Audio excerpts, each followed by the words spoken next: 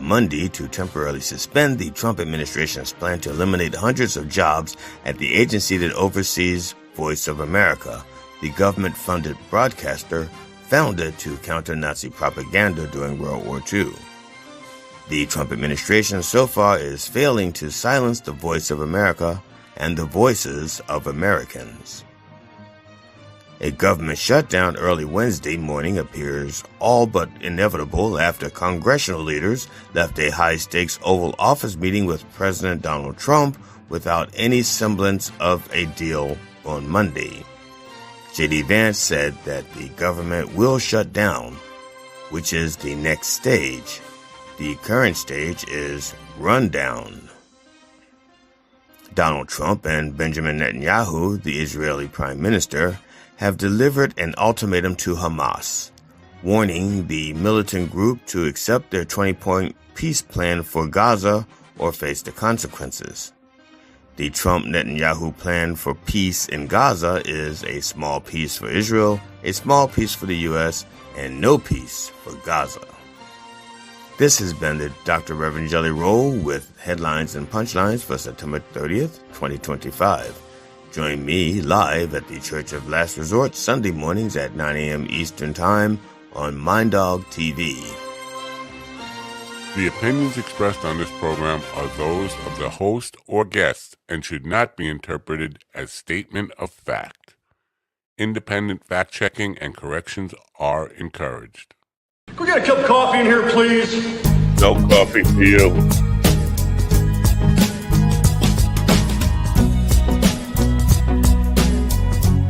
No, get that out of my face.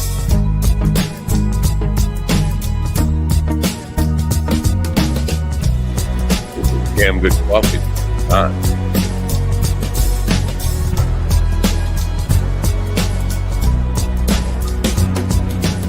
Damn good coffee and hot.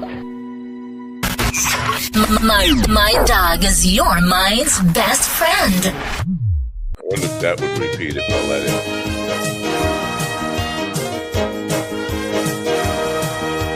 Mind Dog is your mind's best friend. Bum. Wake up, America. You've got a dog that needs walking. That's right, sunshine. Just put on a big pot of strong coffee and get ready to type your little hate mail with your opinions about kumbaya and flat earth insanity. Stand-up comedy? You want stand-up comedy? Well, we've got sit-down comedy. Tell me more about this. For coffee with a dog. Wow, you make me laugh. Just looking at our numbers here. Our numbers suck.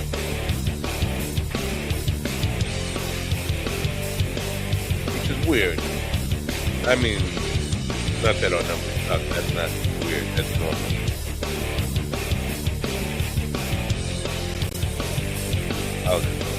Maybe.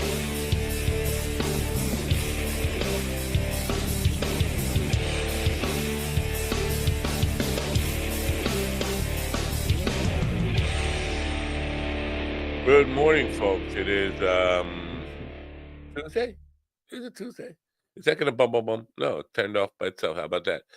Tuesday, September 30th, 2025. Isn't that what the Rev said at the top of the news? Oh, no, he said 2025. Which I don't know why he has to pronounce it that way. It makes it sound like Project 2025. And I don't like that. Anyway, according to my Twitter feed, what's trending in Twitter, the United States has declared war on the United States of America. It seems kind of like what I do, really, declare war on myself constantly, every day. But I've never really experienced this country going full out at war with itself. They're calling it Red October, of course. Of course they are, because they wear red hats and they align with the Reds, the Russians. Now, I don't know what exactly they plan on doing, but Trump, I hate even, I shouldn't even say his name. Why doesn't YouTube ban that use of that word? because that's a curse. Anyway, this guy, you know the guy. He he put out a thing. I don't know what you call the thing, to all the military, which Hegseth is, having his little general party there, that they're allowed to use full force against Americans. They're going to kill Antifa. But again, this is the important part. Antifa doesn't exist. Doesn't exist. There's no such thing as Antifa. Antifa is an idea. So if you have an idea, or they think you have an idea, that fascism is bad, they can kill you and will kill you. That's where we're at. Why am I such a gloomy, just a curmudgeon? I wonder. We have declared war on ourselves and people with ideas that fascism might be a bad thing are now terrorists, criminals on a watch list. There we are. Hard to be happy and funny. Well, it's hard to be funny anyway, right? Speaking of funny, what's his name? What's the name? The guy at the beard, David Cross, is that his name? He has a piece out in one of these magazines calling out the comedians who are selling their souls over in Saudi Arabia, the Riyadh Comedy Festival. And apparently, I'm not sure about this, but it's been reported. I don't know if it's a rumor or what. Tim Dillon changed his mind. He said he's not doing it now. Turned down the 375. Or they changed their mind. I'm sorry, I have that wrong. They changed their mind because they were going through his recent podcast and found him saying some bad stuff about Saudi Arabia. Who doesn't say bad stuff about Saudi Arabia? What's not bad to say about Saudi Arabia? Saudi Arabia, they like chopping people's heads off just for kicks. These are, by the way, the people who, if you're not a conspiracy theorist, the people who perpetrated, or whatever they did, 9/11, were all Saudi Arabian. Osama bin Laden. This is the problem. Can't be it's a tricky name. Osama bin Laden was a Saudi Arabian. So they want come over and yuck it up. Here's some money. Now, David Cross is calling all these people out. I get it. I mean, most of the people who are going over there don't need the money. They don't need the money. They're fucking rich as hell anyway. Can't you find someplace not our enemy to do comedy? That's just the question I have for you. Anyway, we have no guest today. Talking about the numbers. Yesterday we had a guest on who has a company that does AI, helps you put out your book using AI. Write your book, create your book, format your book, edit your book using AI. And that's generally an unpopular thing around these parts. For some reason, yesterday's show did huge numbers across, first of all, iHeartRadio. I've never seen numbers like this. Even on YouTube, after the show was done. Now, we don't see a lot of live stuff on YouTube. You know what? They fixed something. We don't see a lot of big numbers when we're live on YouTube. But by the end of the day yesterday, there were like 7,000. Like, that's in the first day. That's unusual for us. And I'm wondering why. Because AI subjects, we talk about AI all the time. And putting AI in the title somehow attracted a bunch of people to the show and start sharing it around. Maybe somebody figured out how to hype it. I don't know. But I guarantee that's not going to be a trendsetter. This is not something we can expect to continue. Anyway, I'm going to, I have all sorts of stuff from sponsors that want me to read about their newsletters. This is the time of season, time of year to make money. And they send me stuff I'm supposed to read, and then I don't pay attention and it comes to this time where I need to kind of just put something between me and the wall. AI with the dog. AI, aye, sorry, AI, sorry, AI. So I don't have anything new from this company, so I will play them because why not?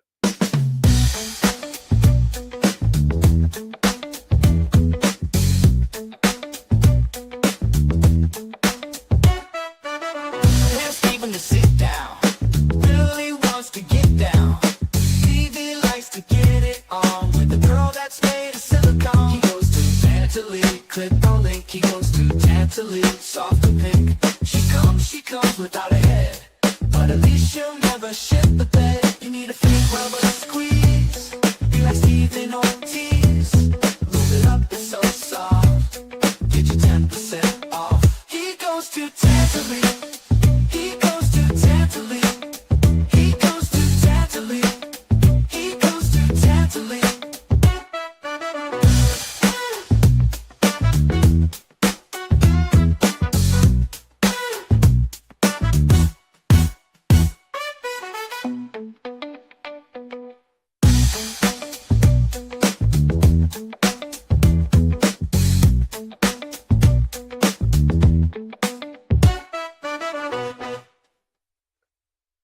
Hey, what happened? Wow, that was because it goes to black at the end of that commercial. I forgot. Ladies and gentlemen, in the room with me now are the man who is going to shut down the United States government tonight at midnight, G.D. Fenderson. Good morning, G.D. Good morning, America. MindDogTV.com. Today is the last day to get your 2025 September calendar. Shit. Today is the last day to get your 2025 September calendar. Get your order in before it's too late. Order by the end of the day and we'll throw in 2 more days. That's right. Order today and you can get September 31st and 32nd free. MindDogTV.com. Enjoy the suffering and support your local mercenaries. A couple of things here. Ian is saying he's talking about a commercial, fake weed pipes and fake pussy dolls. At least Naked Wines was real. How do we know that was real wine? How do we know that Because if it wasn't real, then we wouldn't have like a 5-minute commercial for it with some guy going, "Your naked wine is but so naked, it's naked." Nobody ever bought. I don't know that nobody ever bought. I don't think anybody I know ever bought Naked Wine. So how do we know it's real wine? It could be fake. It could not even exist. Maybe it was just people taking money and not shipping stuff. We don't know. How does Ian know? That wino. And StreamYard fixed something. Well, I don't know if you noticed yesterday. I didn't notice yesterday that they had that little like Twitch type of scroll of chats in the corner here that will just bear the whole show on YouTube. I didn't even notice it. It wasn't on StreamYard, but if you go back and look at yesterday's show, it's got that little streaming little box in the corner by you. And I wrote to them, pissed when I saw it. I finally saw it at the end of the show when I looked at YouTube. And I wrote to them, and they didn't tell me how to fix it myself or how to disable it, but it's not there now. So that's good. Alternate universes, the alternate universes. I didn't want to, I'm sorry for the disrespect there. You got the alternate universes, all caps, by the way. Did you just allow the state of the world to take responsibility for who you are? Yes, I did. Okay. I'm sorry. I just need to make a phone call real quick. I've been waiting on this for like a month, and they finally called back. From Tantalene? You're getting your... No. We're getting a new awning on our roof, a retractable awning, and put them on the air. I want to talk to these people. No, they left a message now, so I have to call them. I have to call them back. All right, call them back. You want to go off the air? You want me to take you out? I could take you out. Yeah, do this. Come back when you're ready. How about that? So it's just you and me again, folks. So, yeah. The government is going to shut down at midnight tonight. And I'm just wondering, does anybody really care? Does anybody really know what time it is when it's midnight? But now? Apparently, a lot of people are resigning from the government. I don't know what they do. All I care about is that actually 2 things. Well, one is federal. I care that my Social Security check is going to come next month in October. They'll probably get it started back up by then. If not, I might be fucked. But I also care about my New York State check, my inflation rebate that my state is getting. I don't know. You're not getting it in your state, are you? My governor, Kathy Hochul, who, by the way, she I'll talk about her in a minute, but she's trying to buy my vote with a $400 check, and I'm just saying, when the whoever else is going to run against her when the governor race comes up again, come up with 500, and I'm right off of her. But for now, I'll vote for her because she's giving me $400. So, but if you got $500, you can get me right off of her campaign. But this is a woman. Oh, I'm just seeing Tantley over there. That's not. This is a woman who got her. She was kind of handed the governorship from Andrew Cuomo, who was doing some inappropriate things there with some women who worked for him, who's now running for mayor. But he handed her the governorship. Here you go, because she was the lieutenant governor. She ran as with him. Got it, and then he steps down, gives her the thing, and now she endorses his opponent in the New York City mayor's race, which is kind of disloyal. Because I don't like Cuomo. I don't like any Cuomos. I liked Mario Cuomo, but he's dead. But Chris Cuomo, I can't stand Chris Cuomo. Fredo, pasta eating. Look at me, I hating on Italians. But so I don't. It's not like I care about Cuomo, but there is loyalty. Loyalty should count for something in this world, and it doesn't, and that's very depressing to me because I'm a guy who I stay loyal to my friends generally, unless they vote for Trump, and then they're not my friends anymore. There's a lot of that going on. Yesterday, I was looking through my Facebook memories. What is this? Somebody just barging into my room. Oh, ladies and gentlemen, in the room with me right now. Oh, yeah, we did that already. Good morning, America. MindDogTV.com. Not again. I'm out of weed. Did I mention I'm out of weed? No. I'm waiting for a message back from my wife. Wow. Yeah, And that's the white weed. What happened to the brown weed?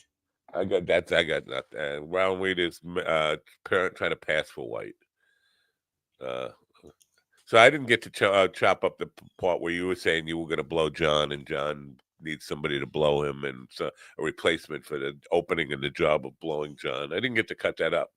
I was going to do it just starting before the program, but I kind of ran out of time. So okay, you'll have to wait till tomorrow to blow John.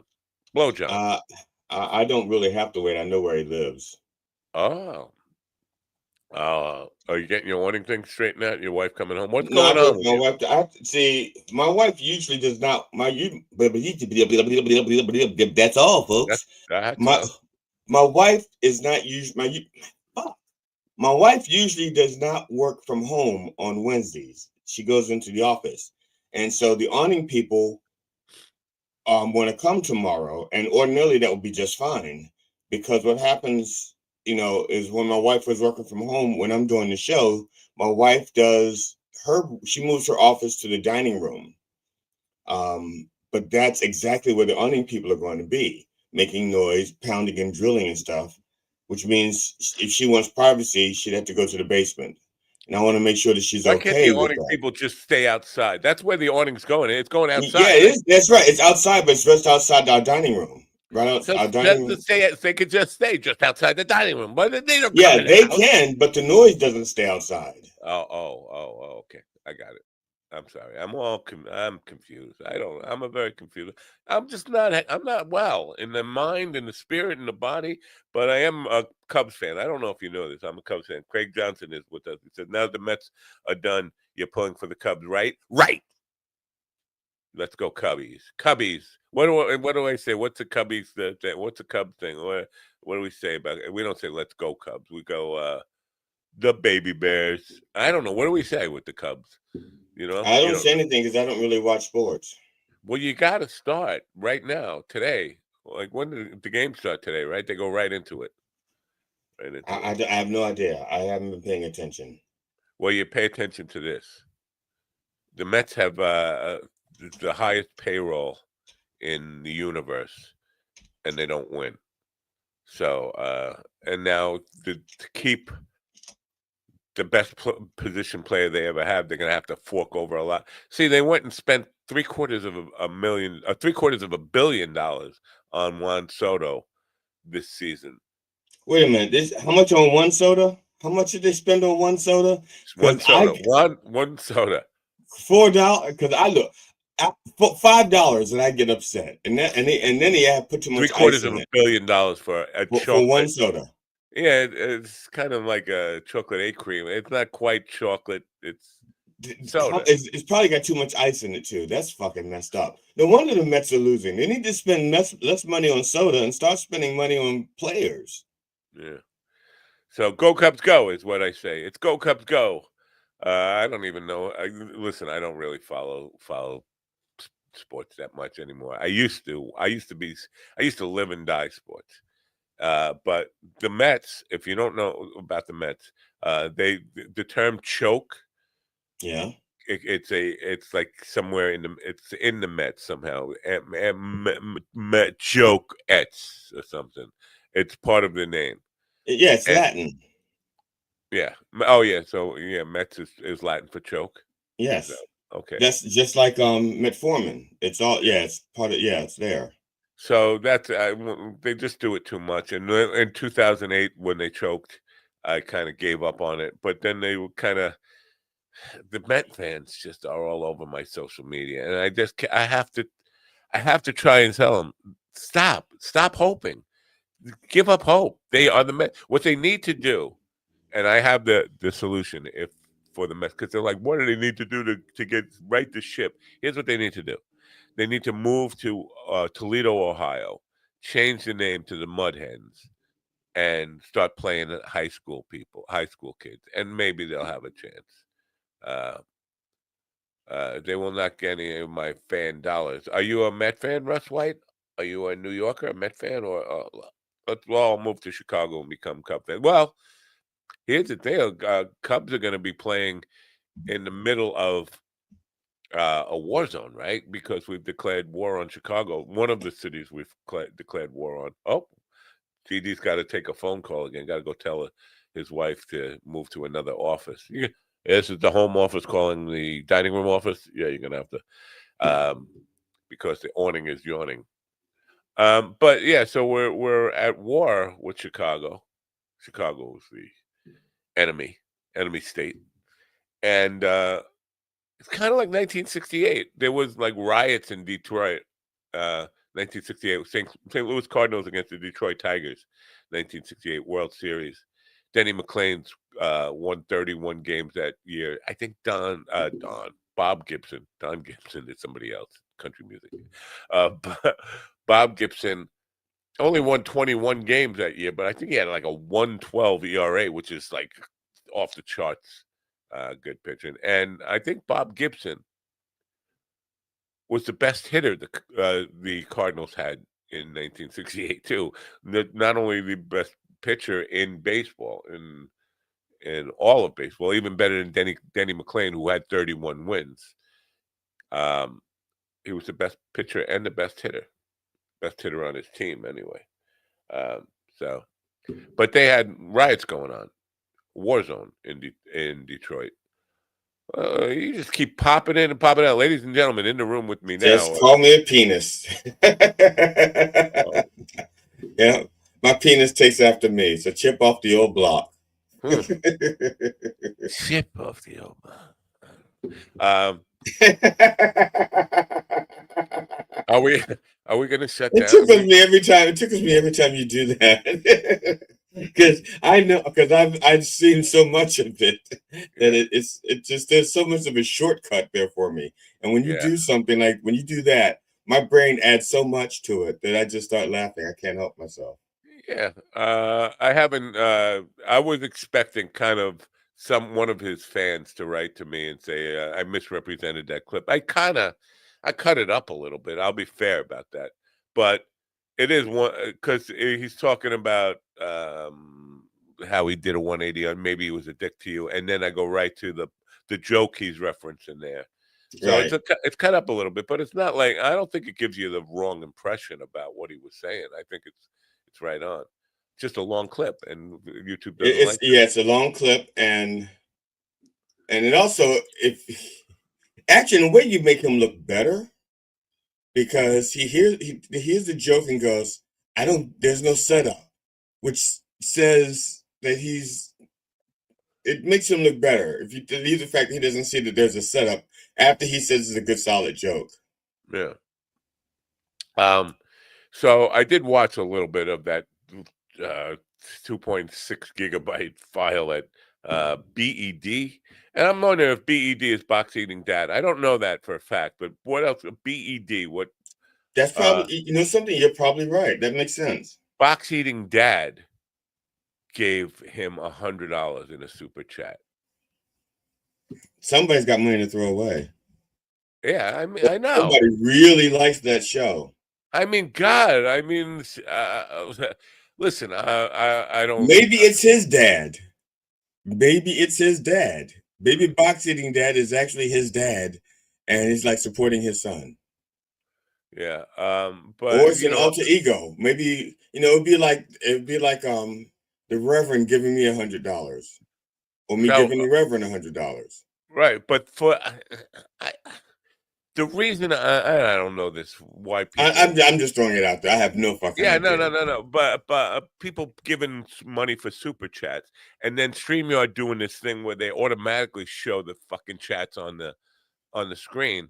That takes away, because I don't know what I'm just assuming the incentive is. Show my super chat. Here's $2. Here's $5. Whatever. $100 is kind of extreme, but just to have that, we show chats for free around here, so I don't have a problem with showing chats. I don't expect people to pay to have their chat shown on the thing, but that takes away all that incentive for people to. Well, now, and that little scroll that they had on there with all those texts and stuff. I mean, I'm on my computer and I couldn't read it.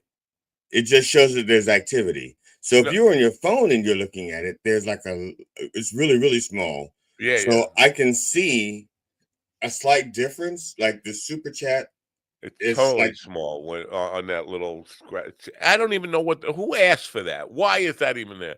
I just want to address this. Bear Love says that's why Matt doesn't read my comments anymore. He wants me to do super chat. No, Bear, I actually have commented on this a lot, and now I'm showing you chat now, and just understand that because I'm showing you chat, I'm going to be spending at least 2 hours a day today reading emails from people who hate your fucking guts. I don't know why they hate your fucking guts, and I wish they wouldn't tell me that they hate your fucking guts. You are the G.D. Henderson of chat rooms. When I had your friend on, what was this? Sarah? No, Sally. What was her name? Parker. Sally Parker? Sarah Parker? When I had her on, I intentionally asked her to say something good about you, because all I get is fucking Bear Love hate mail. And I'm not Bear Love. I tell them to send you the hate mail. I don't want to be your hate mail filter guy. I don't know why they hate you, but they hate you. I'm sorry, and that's gotta hurt, because that would hurt me hearing that. But you're a hated dude, and that's why I don't show you chats, because I don't have the time to deal. Now I'm gonna have to deal with it today. I'm sorry, TD. It's I'm just wound up because Bear Love. I'm gonna have to filter his hate mail today. I'm gonna be getting hate. Why do you let that guy even comment? Why? I don't know. Why do I do anything? That's the fucking question. Why don't I just give up? Right? That's true. Now for the people out there who want to send hate mail, if you don't want us to post other people's chats, then you need to send more chats that we can chat and show and chat. That's right. Right. Now, I can't expect you, if you're listening on the radio, I understand you're listening on the radio, but if you're listening on the radio, you don't see the chats.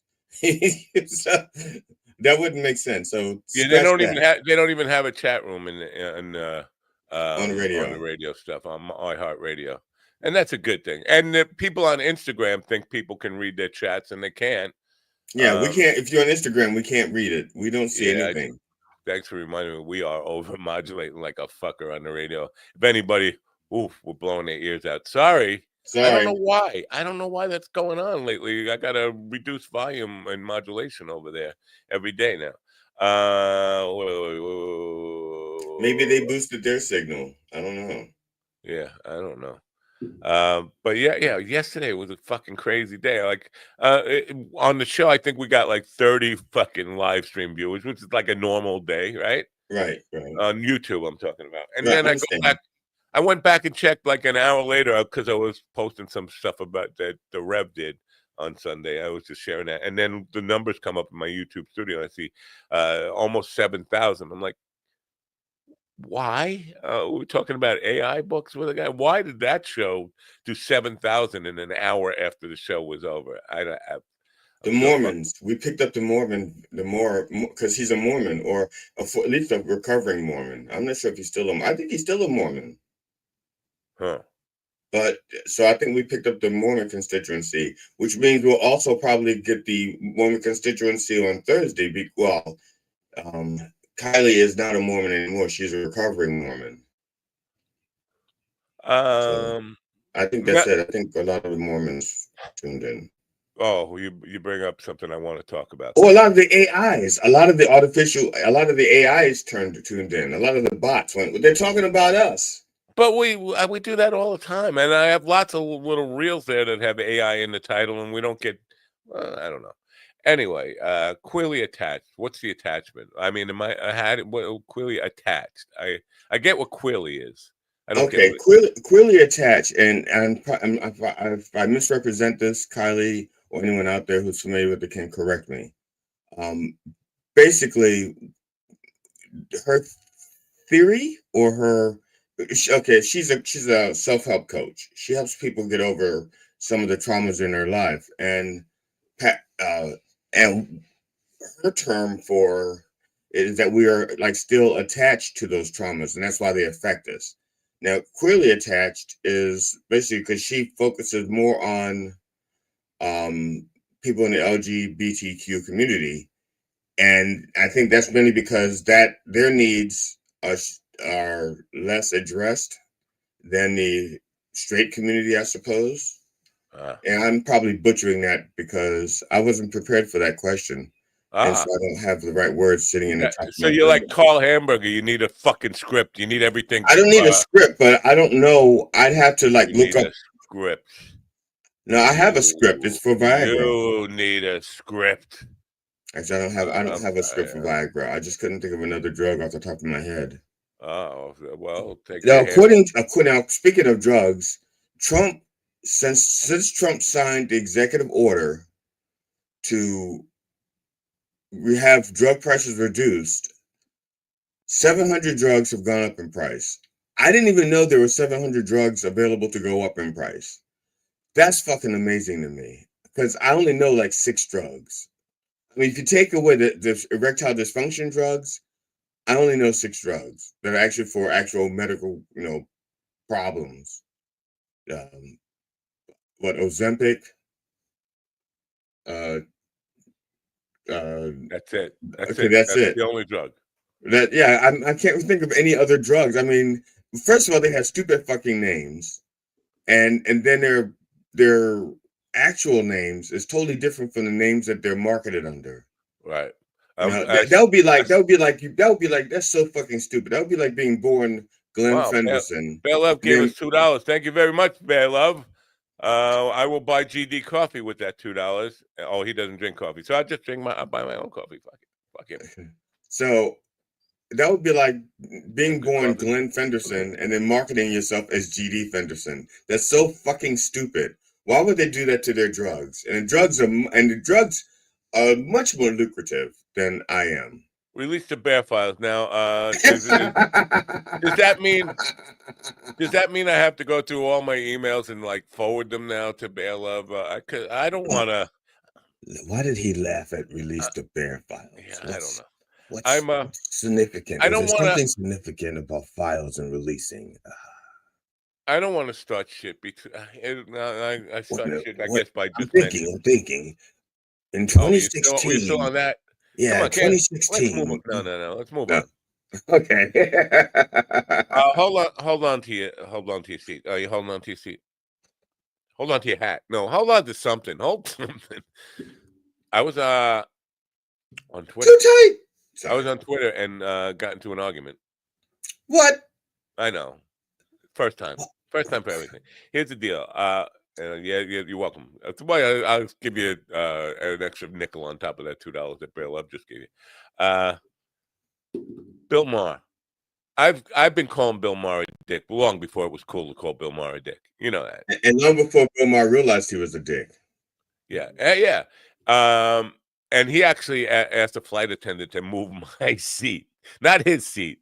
He asked the flight attendant to move me to stop annoying him on a flight in 1997 overnight because he wanted to sleep, and I wanted to tell him how much his show sucked. But he's on Twitter, and he says the way to fix American politics is for the Republican right to give up authoritarianism, and for the Democratic left to give up their loony woke stuff. And I said, I can define authoritarianism. I know what that means, but please define loony woke. What do you mean by that? Do you mean like treat everybody like you would want to be treated, like, you know, or equal rights for everybody? That's loony woke stuff. He declined to answer, but one of his minions chimed in. He said, transitioning kids was what broke it for me. That was the straw that broke the camel's back. Transitioning kids, and I came back with who's name me a politician who has let's transition all the kids in their political platform. There is no such thing. No politician is saying let's transition all the kids in their political platform. The only way it relates to politics in any way is the some Democrats are saying that insurance companies cannot choose not to serve trans people with gender affirming care. So if they are insured and their doctor says this is the best thing for them, they need surgery or they need hormones or whatever the doctor says, then the insurance company should be obliged to follow through with the doctors that are in their program saying that this is a necessary thing. And the guy just kept coming back with, well, it's just wrong. And the person called themselves a live and let live liberal. Like, you just don't like trans people. This is what it boils down to. You're trying to make this about people are there's like a trans agenda, like an agenda to turn everybody trans. And there's just doesn't exist.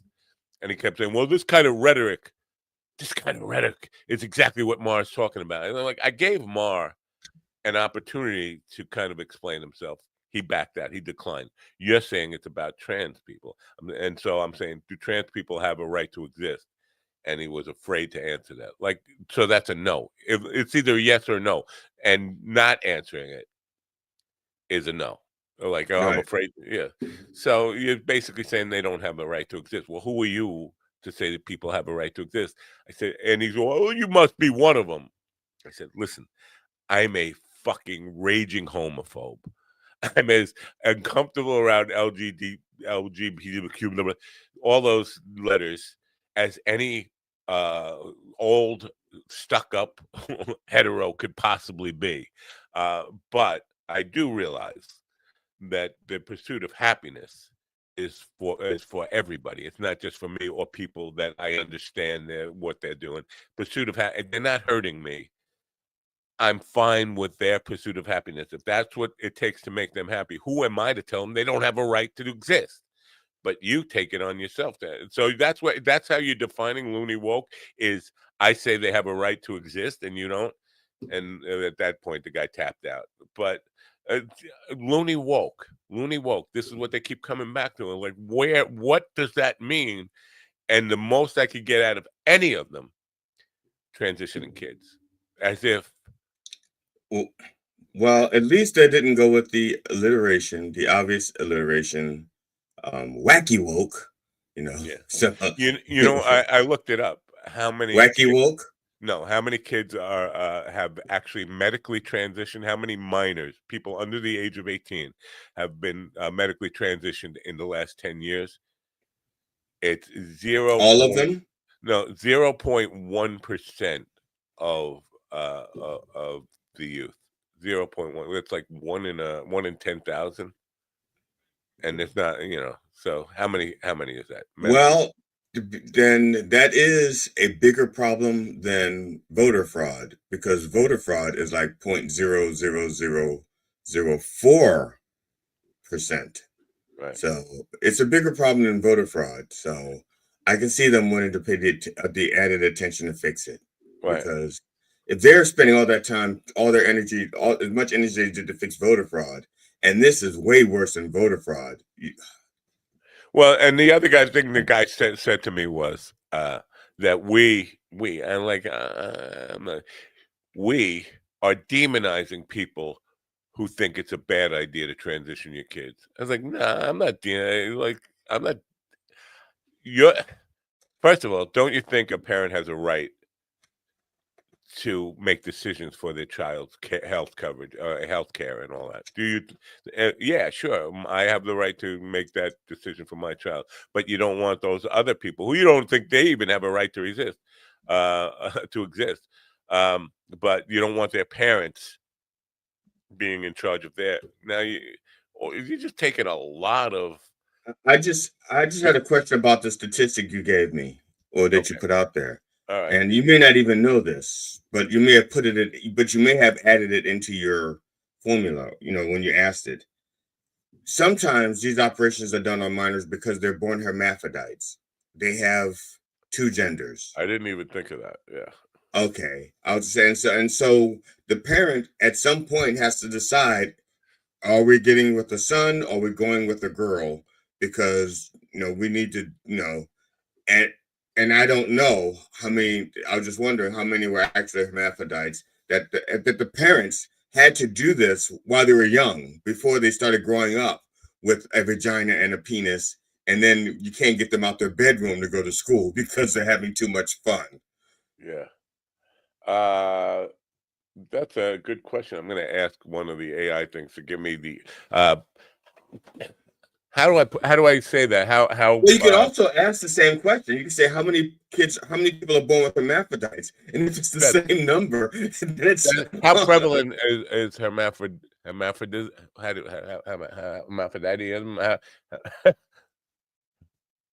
hermaphroditum, hermaphrodite. Don't spell it. If you misspell it, you're going to get some Greek goddess. It's Hermaphrodites, the queen I feel a of little. the queen of genitals. I feel Hermaphrodite. very stupid here because I can't spell hermaphrodite. Is it PH or F? Hermaphro. It's PHR, hermaphrodite, right? Yeah, Hermaphrodite. yeah, I thought so, but I wasn't sure. Like, do I put an F here? Uh,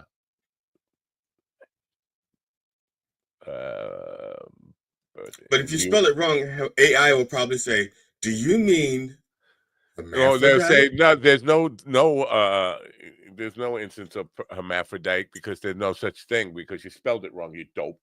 There is no single university agreed upon figure for intersex prevalence due to the varying definitions of what qualifies as intersex. I didn't write intersex. I wrote, but I guess it's the same thing. Considered imprecise or stigmatizing. Um, 1 in 1,500 to 1 in 2,000. So that would be pretty close to like fitting in those numbers that I already right. One in, Sounds like it. I was at one in 1,000. This is 1 in 1,500 are born. So it's pretty close. And so 0.1 0.018% in the U.S. If you're gonna call it chromosomal phenotypic mismatch. Wow. Yeah, Whoa. That's a I know. mouthful. That's a And you mouth. said that without stuttering. You said that like you read that word. I Like don't you know. I got it practiced. right. Listen, I could have just fucking bastardized the shit out of that. Right now, there's some chromosome going. But How did he do this? Grok, what I meant was chicks born with dicks, or guys born with a vagina. That's what I meant. And they can't really nail it down because I don't know. Why don't we study that? We should study that, shouldn't we? Maybe they do. There's some things that are studied. Oh, okay. Go ahead. Yeah, that's exactly what Grok is saying. There are a lot of variables here, so we don't know exactly how to. Nobody's come out with a exact study because of the variables. That's what Grok is saying. Why do you think they? Yeah, well, that's what I said to him. Like, these people are they're declaring themselves God. I have the right to not only decide what parents can do for their own children, but I have the right to say who can and can't exist. That's what this guy was arguing with me, and he calls himself. This is where it gets really fucked up. He calls himself a live and let live liberal. You're saying these people don't have a right to exist. You're basically saying live and don't live. Live here, and if you got any other idea about how you're supposed to live than what I approve, then you don't have a right to exist.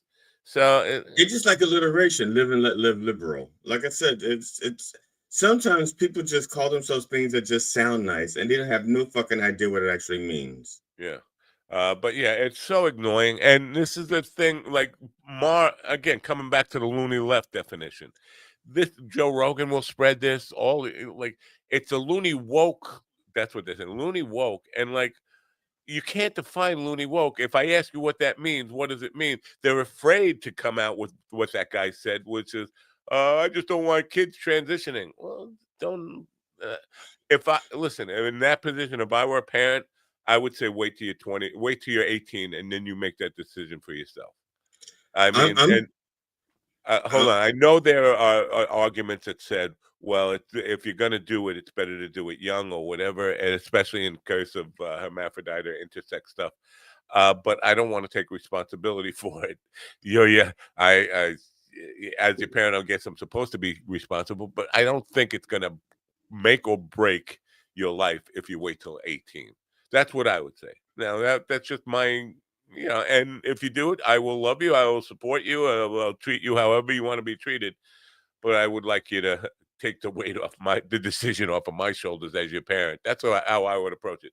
But I don't say everybody has to do that. If a parent finds that their children is suffering mentally, physically, whatever from this, and the doctor says yes, let's do it, and the doctor is also covered by that insurance company, then the insurance company can't opt out because they got some moral high horse that they're on.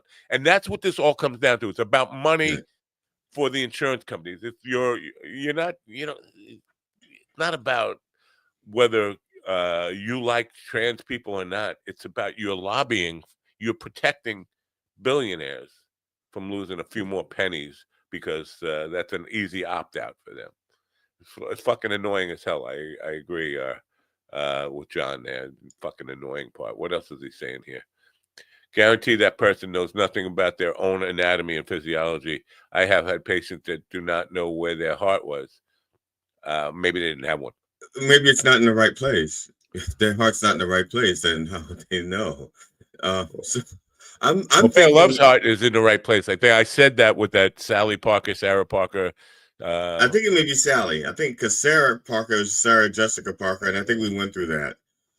Now now I don't know this for a fact.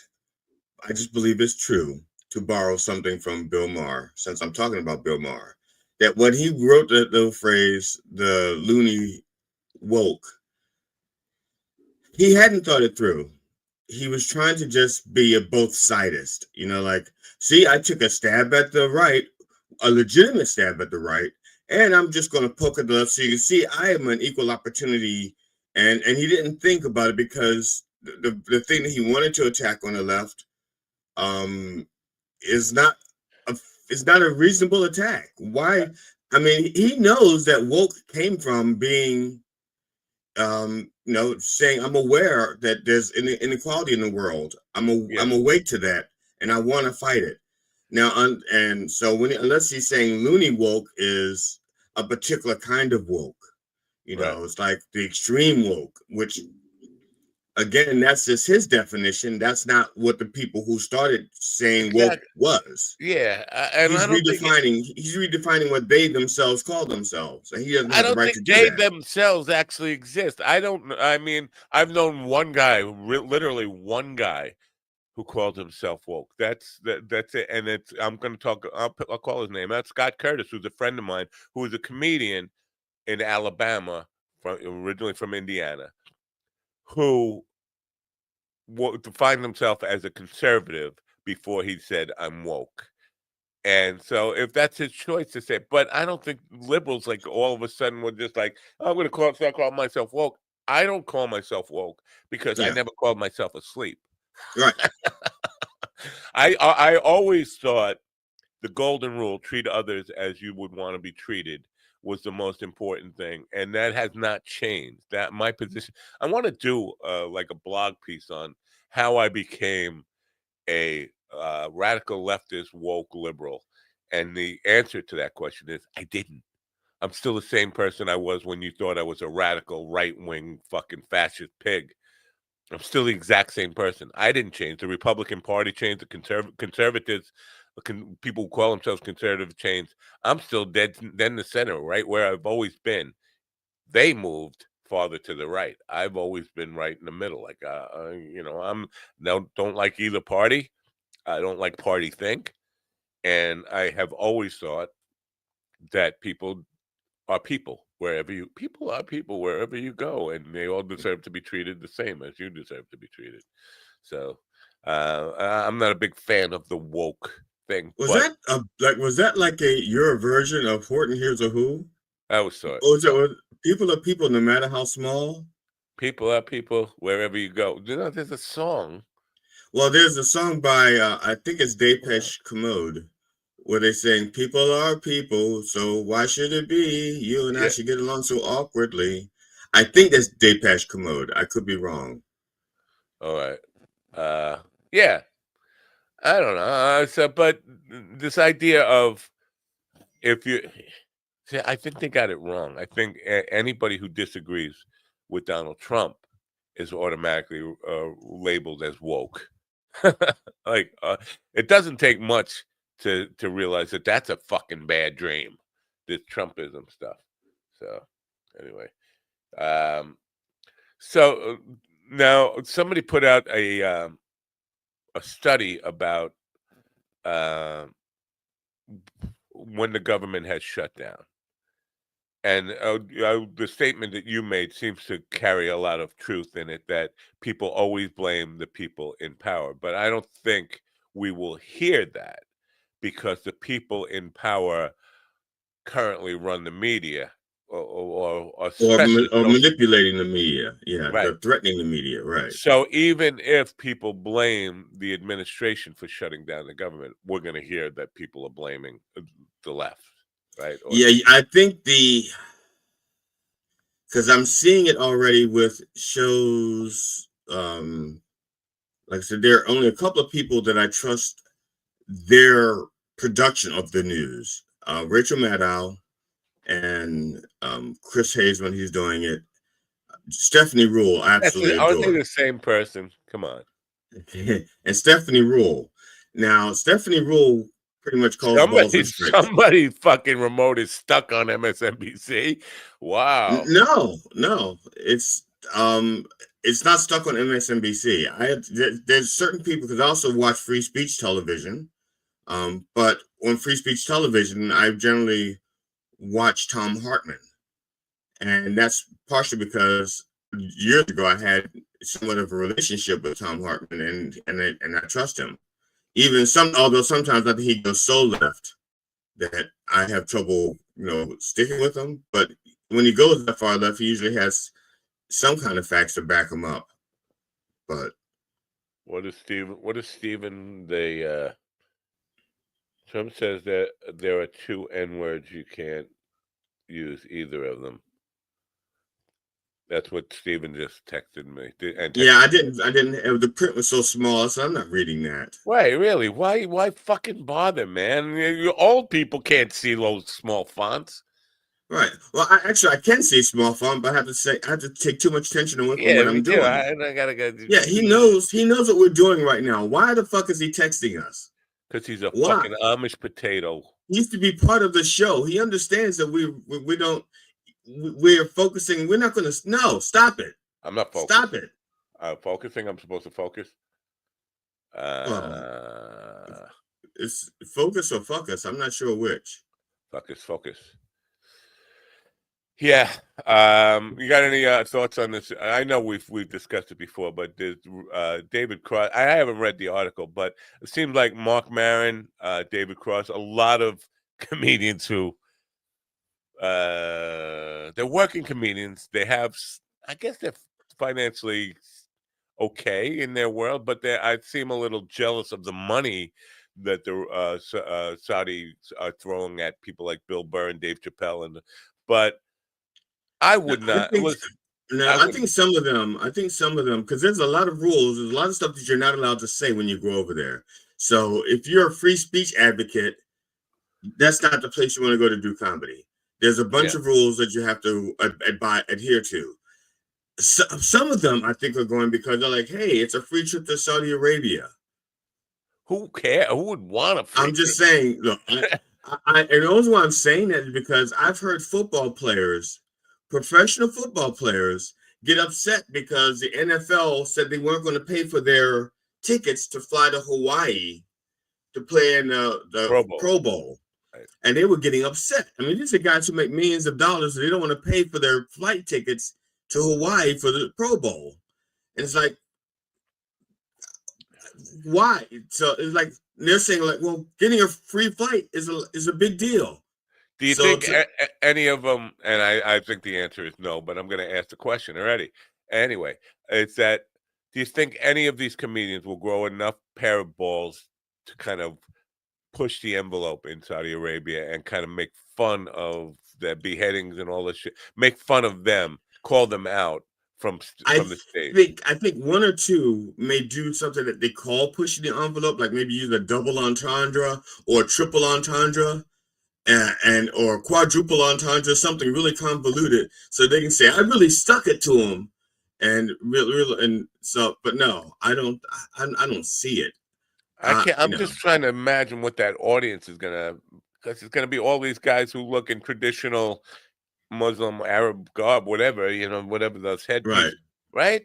They're right. gonna. It's gotta be weird. I mean, comedy clubs. It's not gonna be a comedy club either. It's probably gonna be a stadium, right? I don't know. I don't know about this. I mean, no. Now, Matt, you may be a little bit young to remember this, but there was a time when South Africa was like the place to go if you were a musician, and I believe it was a Stevie Van Zant. Is that the one that plays for uh uh Bruce Springsteen? Is that the guitarist for Springsteen? The guy with the bandana? Stephen Van Zandt, yeah. Okay. They started a movement to boycott musicians going to South Africa because South Africa was paying big money, and they said no, this is wrong. We can't do this. And I think this is almost the equivalent, at least, but it's for comedy and not music. And these comedians are getting paid all this money to go over there to try to make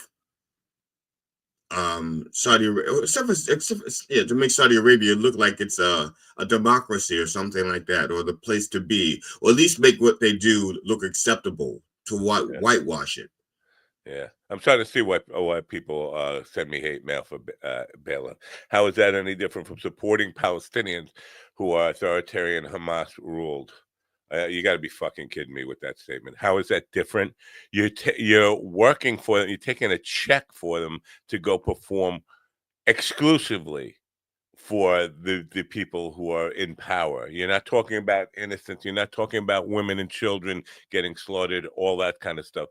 I haven't seen anybody who said, yeah, let's go do comedy for Hamas. Let's go. Are you fucking kidding me? Like, you're drawing an equivalence between saying you shouldn't starve children and you shouldn't or lure them in for food and then gun them down. You're saying that's equivalent to saying going to bed with the people and taking their $1 million check and cushioning up to them. You're saying that those are the same things. No wonder fucking people hate you. I'm serious. I mean, if you're drawing an equivalence there, you are to stretch that out and kind of say, no, I'm sorry. There's no fucking equivalence to saying don't kill women and children, don't kill innocent bystanders, to I'm going to go take their money and perform for Hamas directly. Hamas hired me to go do a fucking luncheon for them. It's not the same thing. Not even fucking close in any fucking sense of you got to be kidding me. The Khashoggi murder is an atrocity that Hamas does the same. Yeah, but again, Hamas is not hiring comedians to come over and fucking perform for them.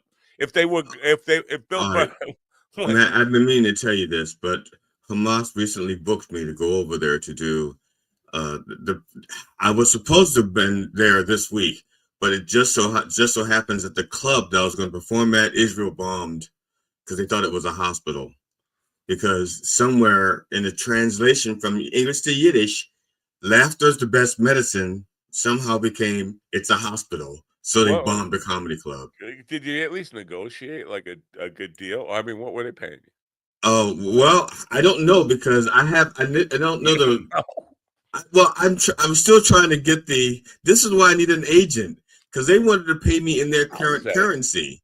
And right now their current currency is hostage. I don't know how much a hostage is worth. They're trying to pay me in hostages. Bear, you just nobody is fucking pro Hamas here. You're fucking making up an argument in your own fucking head. There's no equivalence between saying Hamas is bad, and I think we can all agree that Hamas is a terrorist organization.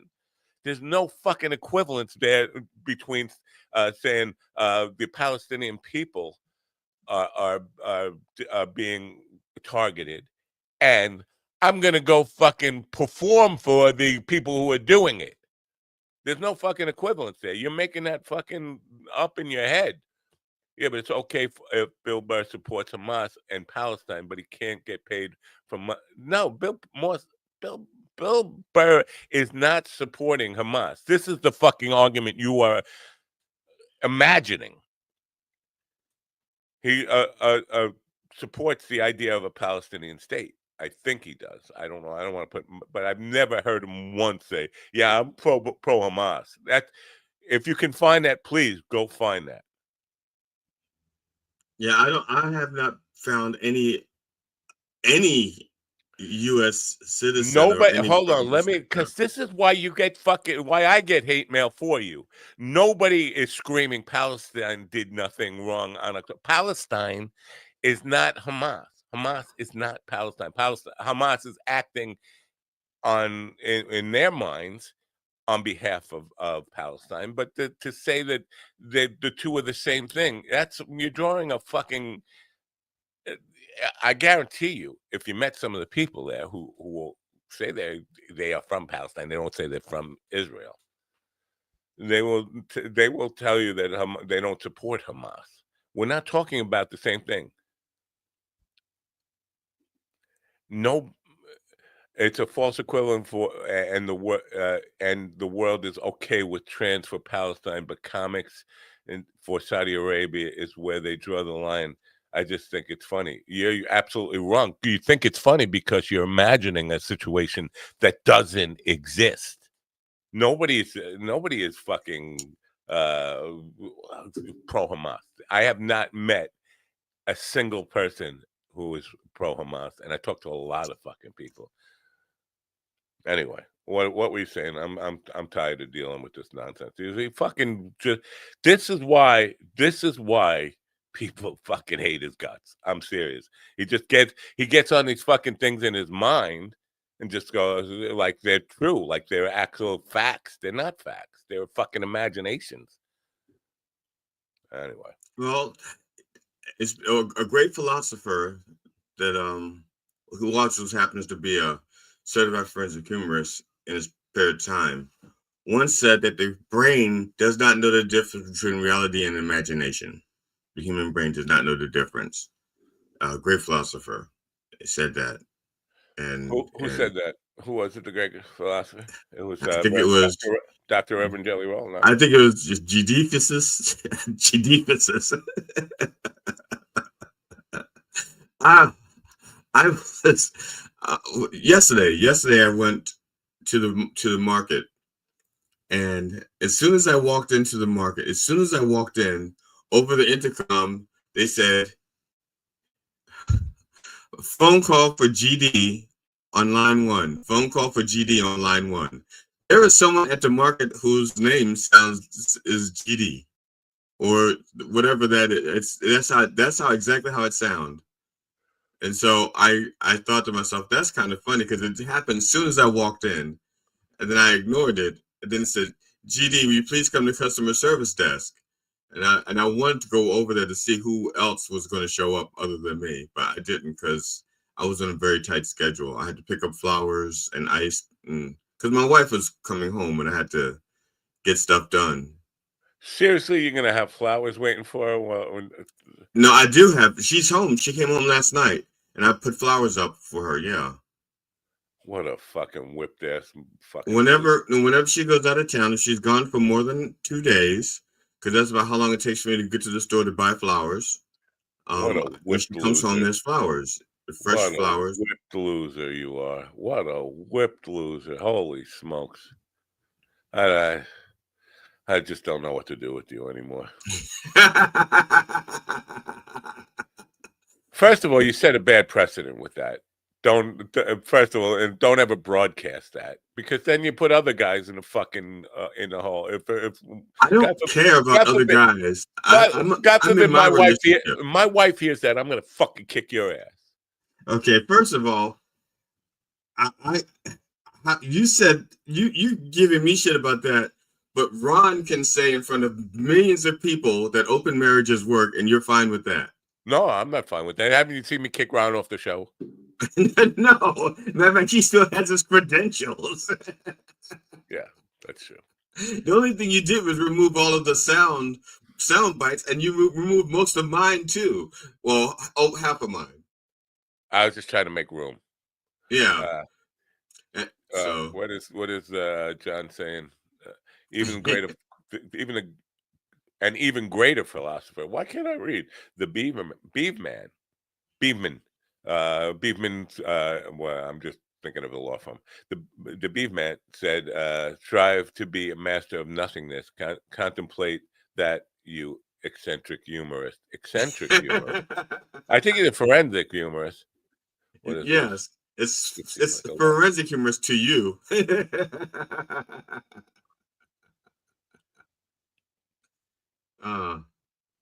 Okay. So. Yeah, no. But you know what? I think you need to go play chess with yourself. I really do. Like, be both a black and white guy. Have you ever done that, Matt? Have you ever played a game of chess against yourself? No. I've tried that. It's stupid. Why? Yeah, wanted to. You can't really be honest in that situation. Exactly.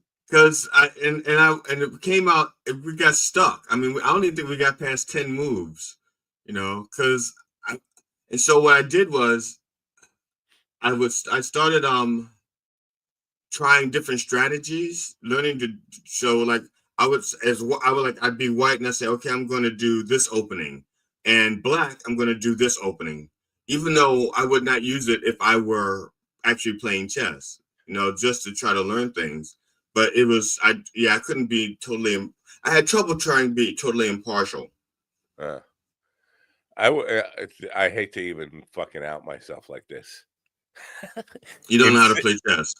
And no, in 6th grade, I was, we had a school chess club, and we were traveling tournament in chess, and I was always ranked number 2. Mitch Engel. You mean like doo-doo?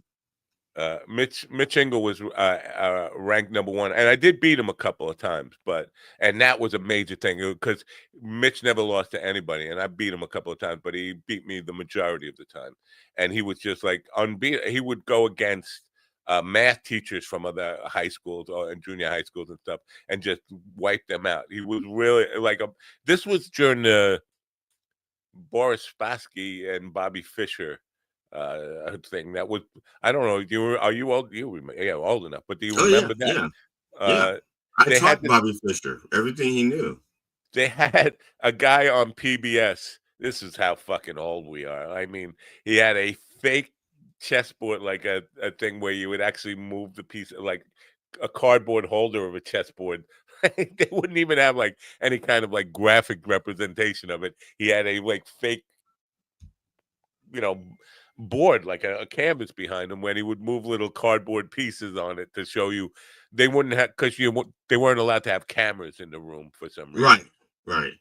So the guy And would so they were well, saying we things like, just got a teletype that pawned the King's Bishop 4. right.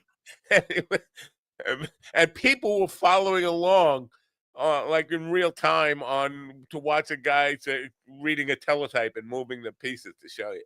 Ridiculous. I mean, that was a big thing. You'll never see chess matches that important ever again. I think that's a fair statement. Wouldn't you agree that that's Probably, yeah. And why was that? Why was that so important? Because an American. Because the Cold War also. Because the Cold War and the Russians were like kicking everybody's ass in chess. Yeah. Now, when I was in high school, we didn't have a chess club in my high school, so I petitioned for it, and I got the chess. That's even lamer than me admitting that I was in it in 6th grade. You petitioned for it. Yeah, I petitioned for it, and I got it. I got a chess club. So now we're holding auditions to see who's going to be on the chess team. Why does he do? Yes, useful protests if they support Hamas. Don't fuck it. So we're holding auditions to see who's going to be on the chess team, and I was playing. I'm auditioning, even though I'm the one who's petitioned for this. I had to audition. I had to play in the tournament, and so I playing against this one kid. I can't remember his name, and so there's this thing called a fool's mate. You get somebody in 3 moves. 4. Oh no, yeah, it's 4. Yeah, wait. I got it. Yeah, but I know what you're talking about. It's Okay. So we're playing, and it's set up for the fool's mate, and I see it coming, and I say to myself, but I'm sure he doesn't see that, and he doesn't. And he checkmates me in 3 moves, and he goes, "I'm surprised you fell for that." And I said, "I saw it coming. I didn't think you saw it coming." And so, because I was going for something else in 5 moves. And so I was ignoring that. I said, if you didn't do this, I was going to get you in 5. Okay. So he goes, well, and so I was out the tournament, but he says, okay, let's play. Let's have a rematch, but I'm already eliminated. So now the rematch is just for everybody else to watch us play, and everybody else is watching us play. And we get down to a fucking draw. I mean, we are down to like 3 pieces each, and neither one of us, then it's down to 2 pieces each. Neither one of us can checkmate the other one. And that's how like long the game lasted. And everybody's like, wow, but it didn't matter because I'd already been eliminated. But he goes, you're a pretty good chess player when you're not being so arrogant that you think that other people don't see what you see. But that was my lesson. And, I got eliminated in 3 moves from my own tournament. But if I was Trump, I would have won that tournament because everybody would have, kowtowed to me. Just a piece of unsolicited advice. Don't ever. I'm mad at myself for admitting that I was in chess club. Don't ever admit in public that you petitioned the school to have a chess club. That's just embarrassing. Are you kidding? I didn't do that on one of my routines. I admitted to being on the debate team. One of my routines. Wow. But that was mainly because I was comparing my mother's exuberance for my nephew's performance in sports, and And I said, I understand why my mother was like excited for my nephew playing football, and she was not excited about me being on a debate team because you can't stand up and cheer and drink and. You can't, because they definitely did where in my school, but I'm talking about Lake Wales, Florida, where when I went to high school, there was a debate team, and there were people you were allowed to cheer, stand up and cheer. No, I'm talking about the way my mother would have done it. Oh, because my mother she'd be like, in the football games, my mother would get like so rude. I mean, so like, you go, boy, you rip off his head and shit down his throat, that kind of stuff. And you can't do that. That's not the kind of things that people yell at a debate, you know. All right. So we covered the Riyadh thing. I think fair enough. There is the idea that you should be. Oh, you're being hypocritical if you criticize people who are going to fucking support a country that basically, not just basically, they have been a training ground for all Middle East terrorism against the United States. A training ground and a financier. Yeah, right. Against the United States. Yes. And you could, yeah. So this is a whole different thing. And when I was like 20, we got an offer. Now, keep in mind, people probably have no idea what this means. I got what did you were once 20? No, being 20 and getting offered a contract to go play Sun City in South Africa at that time, and it was a 13-piece band, and we had 3 girls in the band who were black, and they were all for going to Sun City, and I was the one saying, "Are you out of your fucking mind?" Because I don't think they understood that if we go there, I'm going to be treated nicely. You're going to have to go in through the back door. You're probably going to get a little fucking, if you get a room at home, you might get a little fucking like closet to fucking stay in. And, you'll be treated like shit. But, and it was just incredible money. And even at 20 years old, I was like, you know what? And I was broke, but I still turned down. I think it was going to be like, several $1,000s a week for me at 20 years old to be putting in my pocket. That was a huge, that's like offering me $1 million now. It really is. And I turned it down just because I'm not gonna go there just on principle. So yeah. So I don't know. Yeah, I do think for especially people who are already millionaires, they just don't need it. Why get involved at all? And that's my final word on these people. It's just like, if you're already Bill Burr or Dave Chappelle, you don't need the paycheck. You just don't fucking need it. And you're not going to make a difference by going over there with comedy. First of all, they're there to hear your WNBA jokes, right? Oh no. What the hell can Bill Burr do as far as comedy that Saudi Arabians can relate to? I mean, what do you have to write a whole new set just for them? Or he could talk about his experience of trying to purchase a burqa for his wife. I don't know. Yeah. I don't even know if he's married. You don't know if he's married? You don't know if Bill Burr is married? No, I don't know. Honestly, I don't know anything about Bill Burr. Bill Burr is married to a black woman, and Anthony Cumia, who helped Bill Burr establish his career as part of Opie and Anthony, is a vile racist. I mean, total racist.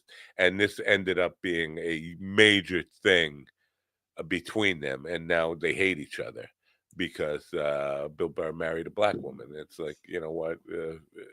Now, I don't understand. Was Anthony Cumia expecting for Bill to marry Bill Burr, and that's why he's upset?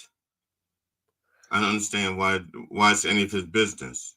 Well, because Anthony Cumia continues to kind of bring up racist stuff every time he talks to Bill Burr. And Bill Burr is like, I've had enough of this stuff. I mean, and he just doesn't let it go. Like most, I mean, Cumia, if you don't know, and I'm sure you don't know, it's probably one of the worst people who's ever had a microphone as far as racism goes. I mean, he blasted out there. Worse than Limbaugh?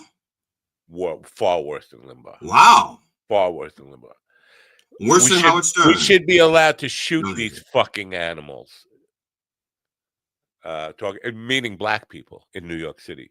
We should be allowed to shoot these fucking animals. Now, did he mean all black people or just a particular group? He means all black people. Okay. Oh, wow. Now that's okay. He posts videos. He'll post a video of a black or two black guys beating up a white guy and saying, "You see, this is all of them. This is what they all do. They can never fight one-on-one. It's always like you're talking about all black people because of two black guys in New York City." And they can never fight one-on-one like the Klan. You mean like the Klan did when they would send one Klansman to a black person's house and say, "Come on out and duel." You mean like that? And the loser gets lynched? Yeah. Oh, okay. Yeah, that's true. Black people did lack the civility that the Klan had. And I apologize for my people for that. They still haven't done an autopsy on that kid that was found hanging in Mississippi, by the way. Well, his family is trying to get.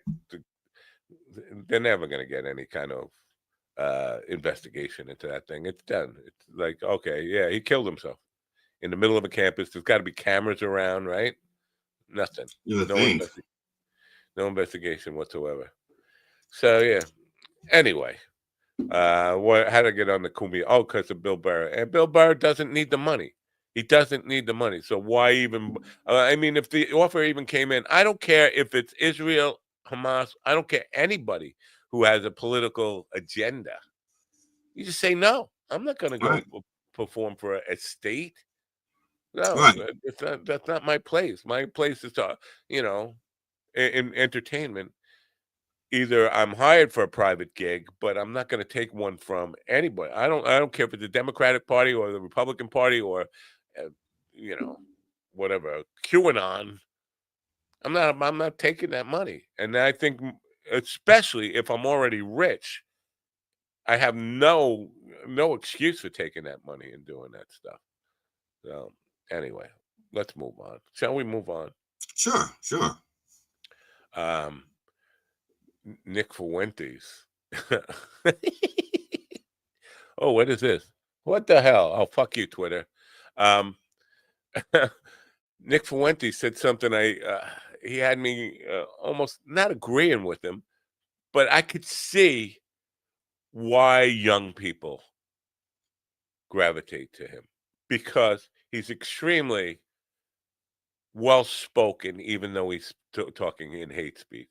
If that makes any sense. He delivers an articulate argument. He was on this thing about Erica Kirk and how because he actually wants to be on Erica Kirk, but he can't, so he's just going to talk about it. Apparently, this is where it makes people get angry about things that they could just turn their back on very easily.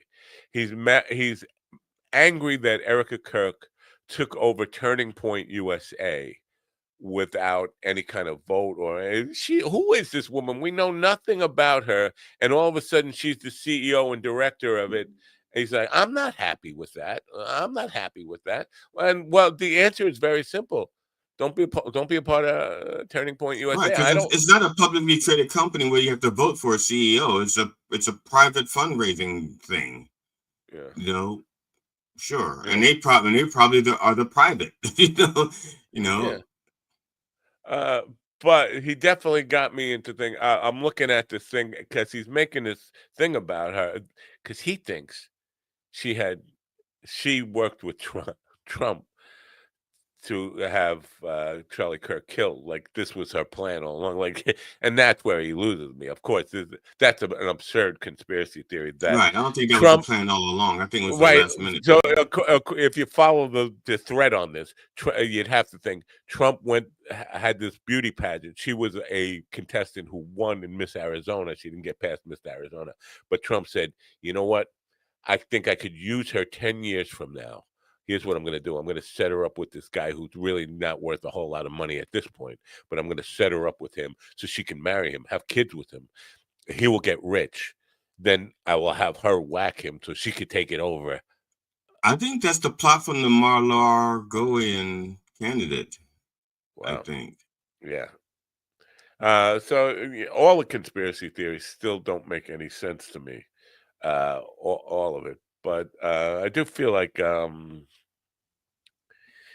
when you go to the point of who the spokesperson for, have you seen the guy? You probably haven't. The little blonde-haired Doogie Howser. Is it Doogie?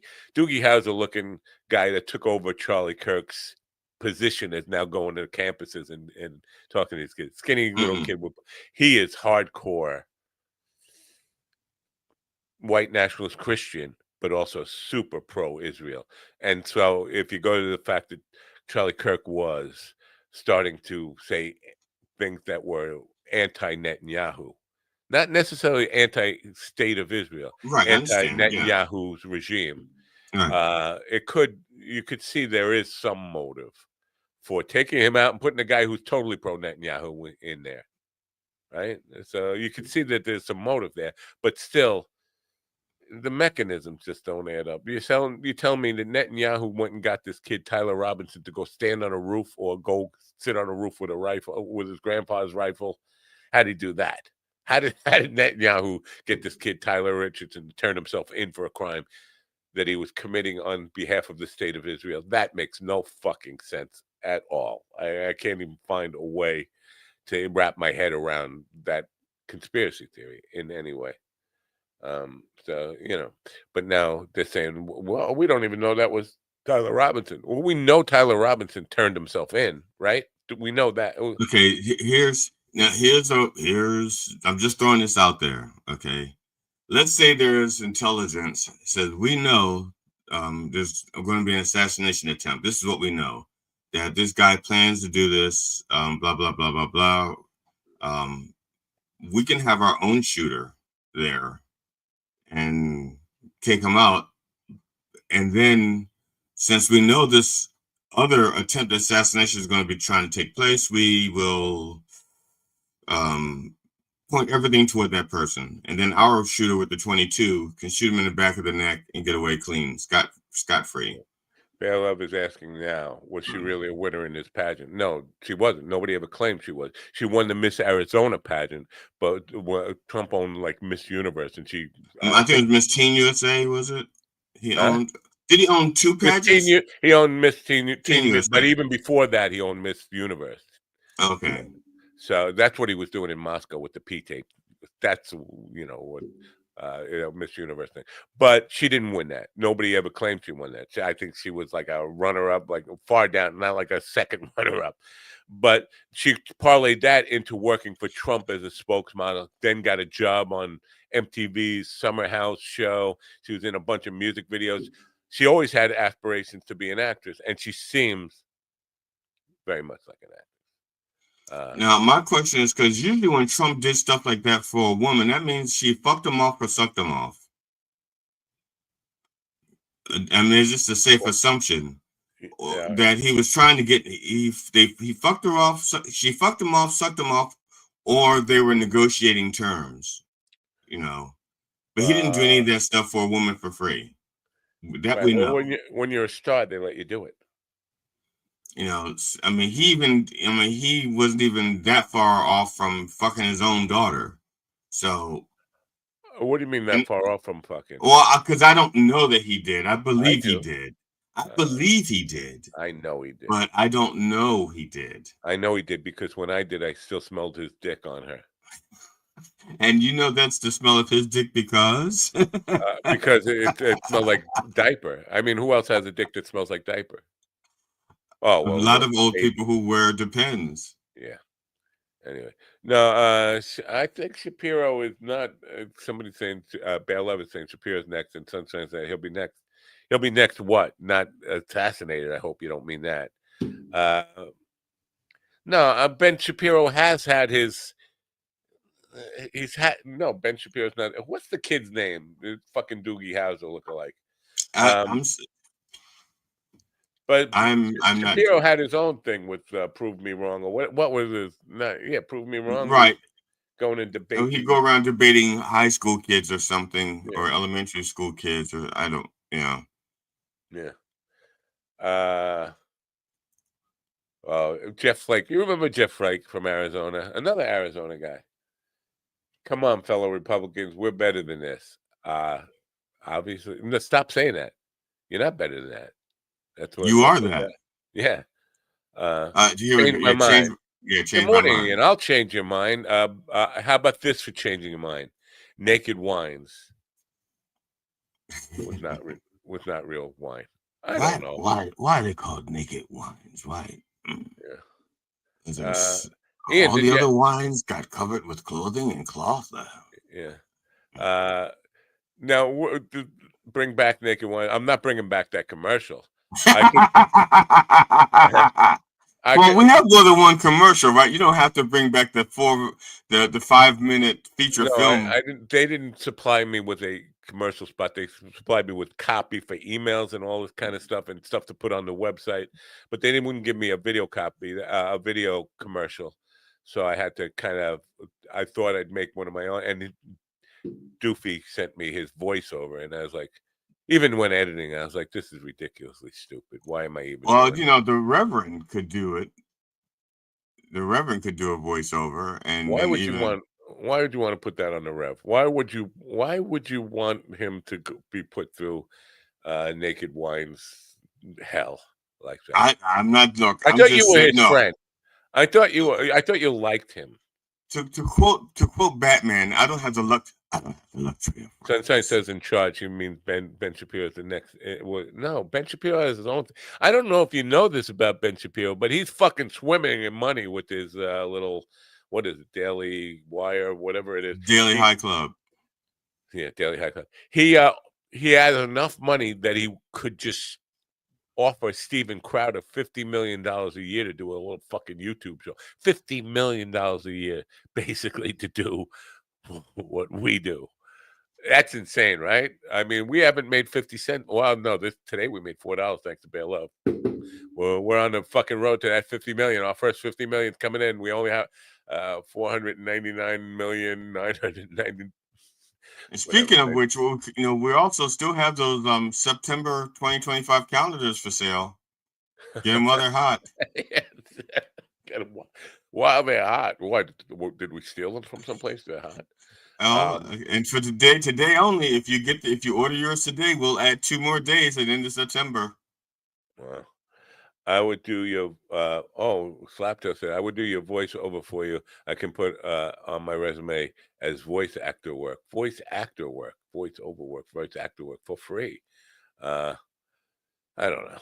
I don't know. I don't know. We really want to go back to Naked Wines. Nothing sells anyway. I don't think, because Naked Wines was a sponsor for like 6 months. I don't think we sold one bottle of wine unless Ian bought one and said, "Yeah, that's real wine. Fuck it. It sucks." I need some wine. Come to think of it, I need to go out and get a bottle of wine. I have a bottle of wine. I don't know because.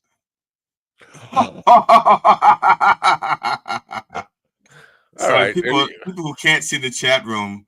Okay, after Slaptail offered to do the voice work for free for Matt, and Matt so eloquently declined the services.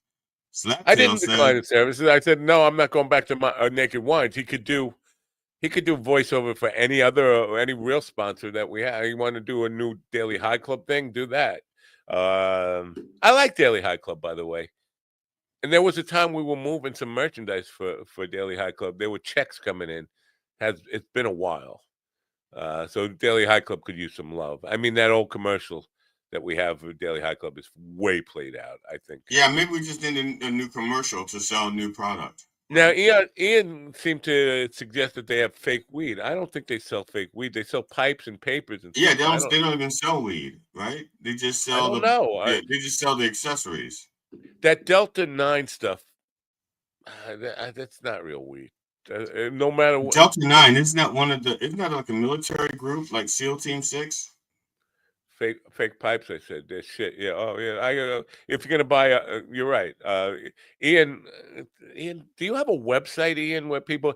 You should. If you're gonna buy pipes, listen. I know Daily High Club is a sponsor, and maybe you should. Here's what you should do: go to Ian, buy a pipe from him, and then go to Daily High Club and compare the two, and do and then you can bash our sponsor all you want. You could just say, Ian, I would listen. I'm just saying, Ian, if you have a website, I would gladly give you some free plugs on that and send people to your place to go buy pipes, even though we already have a pipe sponsor, right? Pipe sponsor.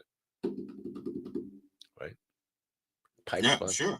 The Reverend doesn't have a pipe sponsor, but he doesn't do pipe on his show. He does wine.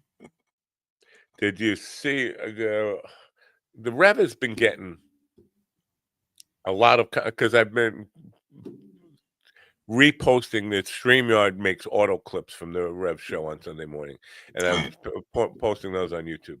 And people who are serious holy rollers have come to the channel to just, I hate on the Rev is probably a little extreme, but they want to argue with him over things he's saying that are definitely not meant to be taking as a sermon.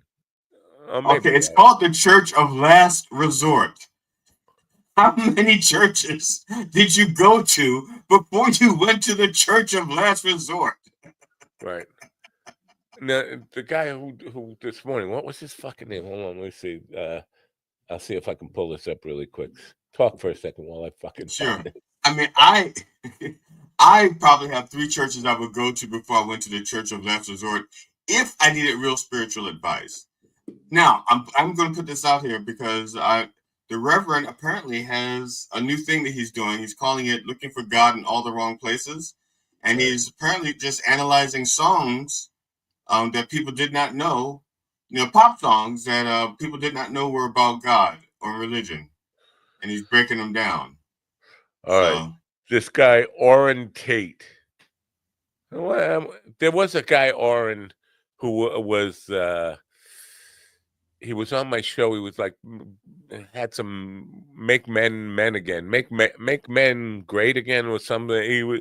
He's a masculinity coach or something like that. I think this might be him. He's got like a long thread here. He says, it seems that none of you, he's saying this to the Rev, he seems that none of you know that China prints the Bible too. So what you say about the swearing that every word in the Bible is from God, he cries, he puts a little heavy duty crying emojis, and then comes, can't be those words from the cop or from the CCP. I'm sorry. What the fuck does that even mean? The CCP used to be the Communist Party, right? Right. Yeah. And then he says you put too much faith in man than you do in God, and you can never know God in person until you do. When was that posted? Was that for the Sunday show? 5 hours ago. And then 6 hours ago he wrote one last so that's weird. That one was after his one last note. I and my Father are one. I mean, it's just you and God and no other before me. It says no other before my name but you people. Oh, you people. Maybe he's not. Sounds like he's not arguing with the Rev because he's got too many people involved. Maybe he's arguing with somebody in the chat room. You got all these characters. Hence, you will never know yourselves as gods on this planet. This time around, to each his reach. Psalms 82.6. Psalms 82.6. What page is that? Tells me who I am here on earth, and you. 2, and you too. And it also tells you what is going to happen to you if you don't rise up. Or you're going to go to hell. I don't know if you know. It doesn't say that ever in the Bible, does it? 2, it also tells you what is going to happen to you if you don't rise up inside yourself, increase your vibration. Oh no. I asked that Kyle, your Blonsky guy, because of the vibration, the frequency stuff. But I'll come back to that. Inside you, with vibration based increase your vibration based will die like mere men, mere princes. What you say for yourself, it's right there. Did you not say that you are a believer? And then there's fuck Trump, don't tuck this cock to sleep every night and wake up with the next day, I guess, NX day. And then I'm not going to read more. The guy just goes on and on. He's writing a fucking book to the Rev. Anyway. Wow. Yeah. I don't know if the Reverend was aware that he had that kind of hatred out there. I don't know if it's hate or just people think they know more about the Bible, or just don't like the fact that a guy who's wearing a collar is saying fuck a lot, fuck yeah, or whatever. But listen, it's good for numbers. The more they comment, the more YouTube says, "Oh, yeah." I was unaware of it, so I don't know if the Reverend was aware of it or not. I don't know. I know that when he sees them, he will like it to try to push it. And same with me. If I see it, I'll like it as well. Yeah. Now, Kyle from Higher Consciousness, I had to unfriend him and block him from my page, on my Facebook page. On Facebook, I put out a simple question: do good and evil exist as forces in the universe outside of the human body? It's outside of the mind and spirit. And if you went to Pluto, would there be good and evil? Or if you went to another planet, would there be people? I meant as forces. So we know in physics, we know of 4 forces. We know strong force, weak force, gravity, and electromagnetism. And space force. Is it a force akin to those? And he came back with, I believe, acts of evil start in the mind. I'm not talking about acts that people do. I'm talking, are they forces? And I explained what forces were. And he said, you are correct. It's called raising your frequency. If you raise your frequency, you are good. And if you lower your frequency, you're evil. And I came back with that. It's just fucking kumbaya nonsense bullshit. You're using the word frequency. You don't even know what it means. Frequency comes from the word frequent. Frequency of what? What event? What is happening more frequently or less frequently when you talk about frequency? You have to raise your frequency. Frequency of what? You don't even know what you're talking about. You know, you're using a word, you have no idea what it actually means. Raise your frequency.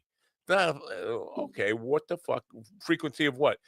And he comes back with, after I explained to him what frequency means how frequent something happens. He goes and Googles the definition of frequency, which is exactly what I said it is, and posts that. And it's like, you're trying to fucking convince yourself that you're smart or you're holding some special knowledge. You go, frequency as like a wave. Like, so a wave of what? And it's like, you know what?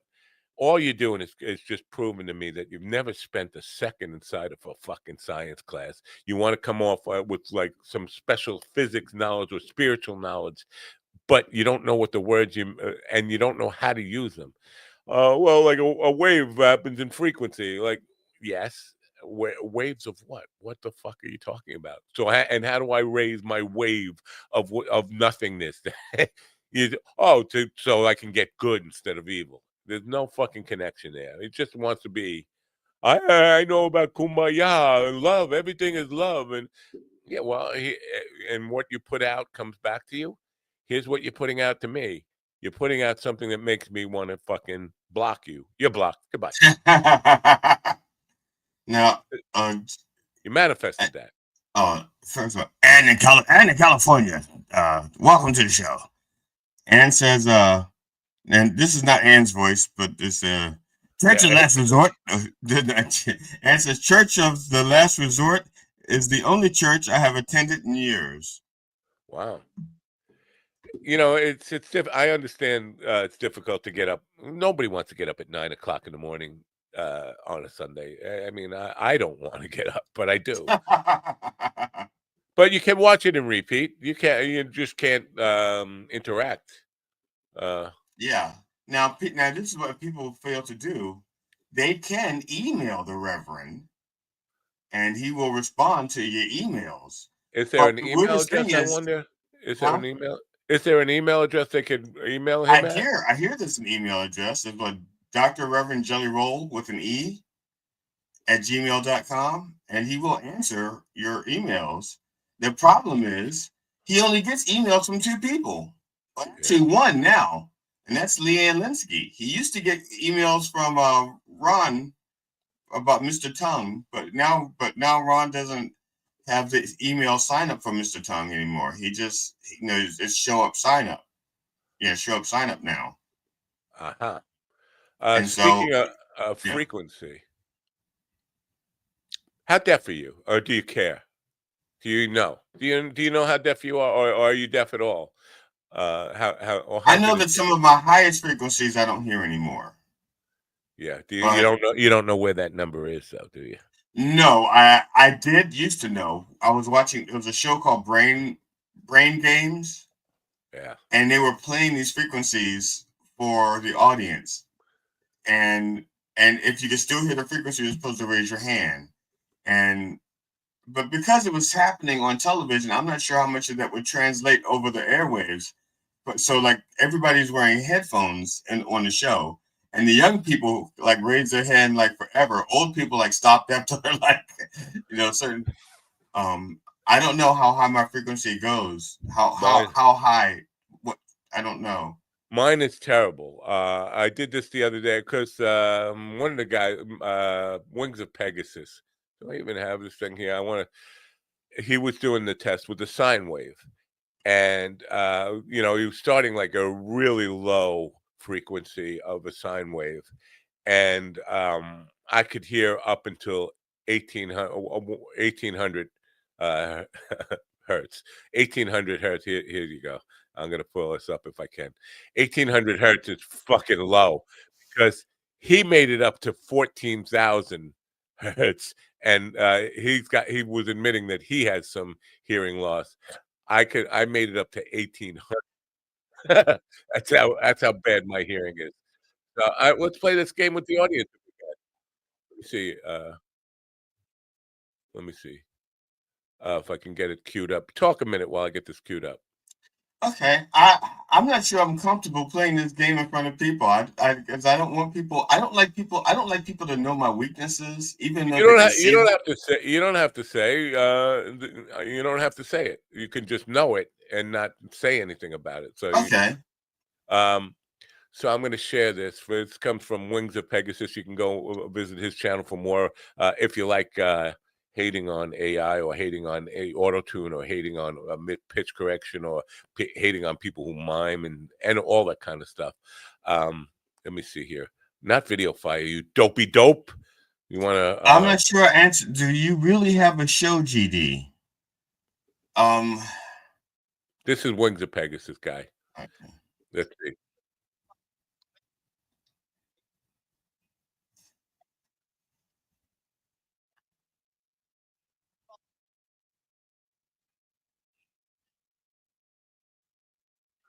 Dog whistle.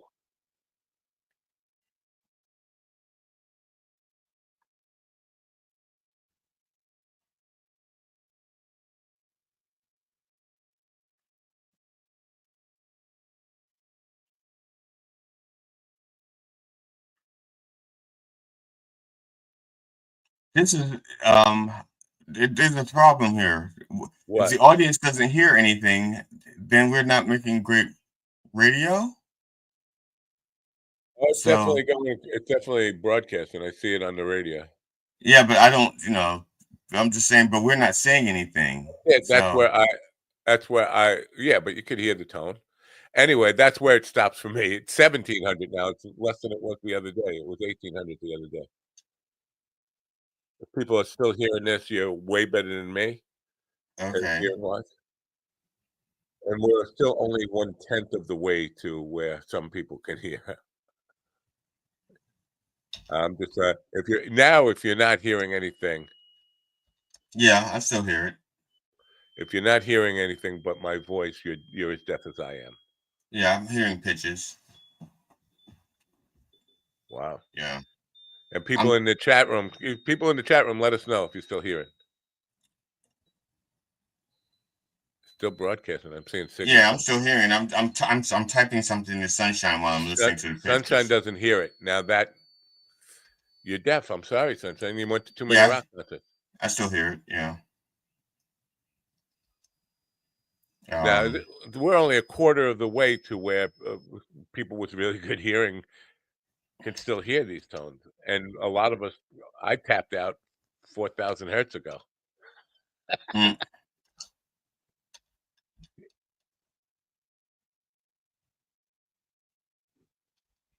I'm struggling to try to hear it and can't hear it. We're doing a test. This is a test of the emergency deafness broadcast. If you were truly deaf, we would tell you to go fuck yourself in sign language.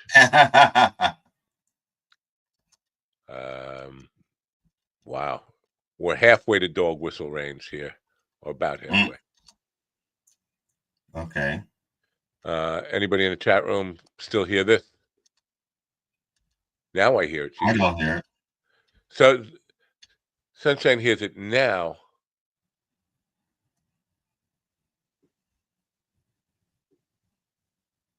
Tell me when you don't hear it anymore. I don't hear anything right now.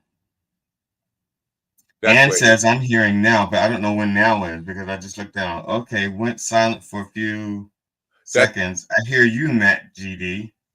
14,000 is where he tapped out.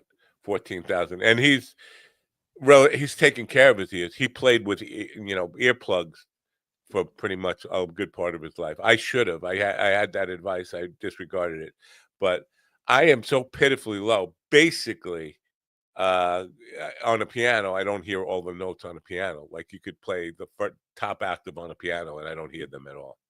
Wow, I hear the full range on the piano. Man. Yeah.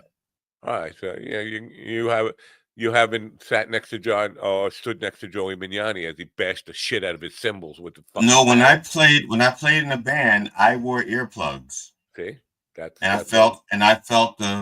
just since I knew the songs, I just went by the bass that I could feel in my back. That's interesting, though. Because as you get older, your hearing naturally diminishes anyway. Kids have better hearing than old people. Oh, right, exactly, yeah. I'm just wondering what's the norm. I know I'm far below the norm where it comes to where I tap out and where I can't hear anymore. I remember going to an audiologist and them looking at me. I'm wearing the headphones and they're looking at me like, "You don't hear that?" I guess I'm deaf Matt. The Deaf Matt Project.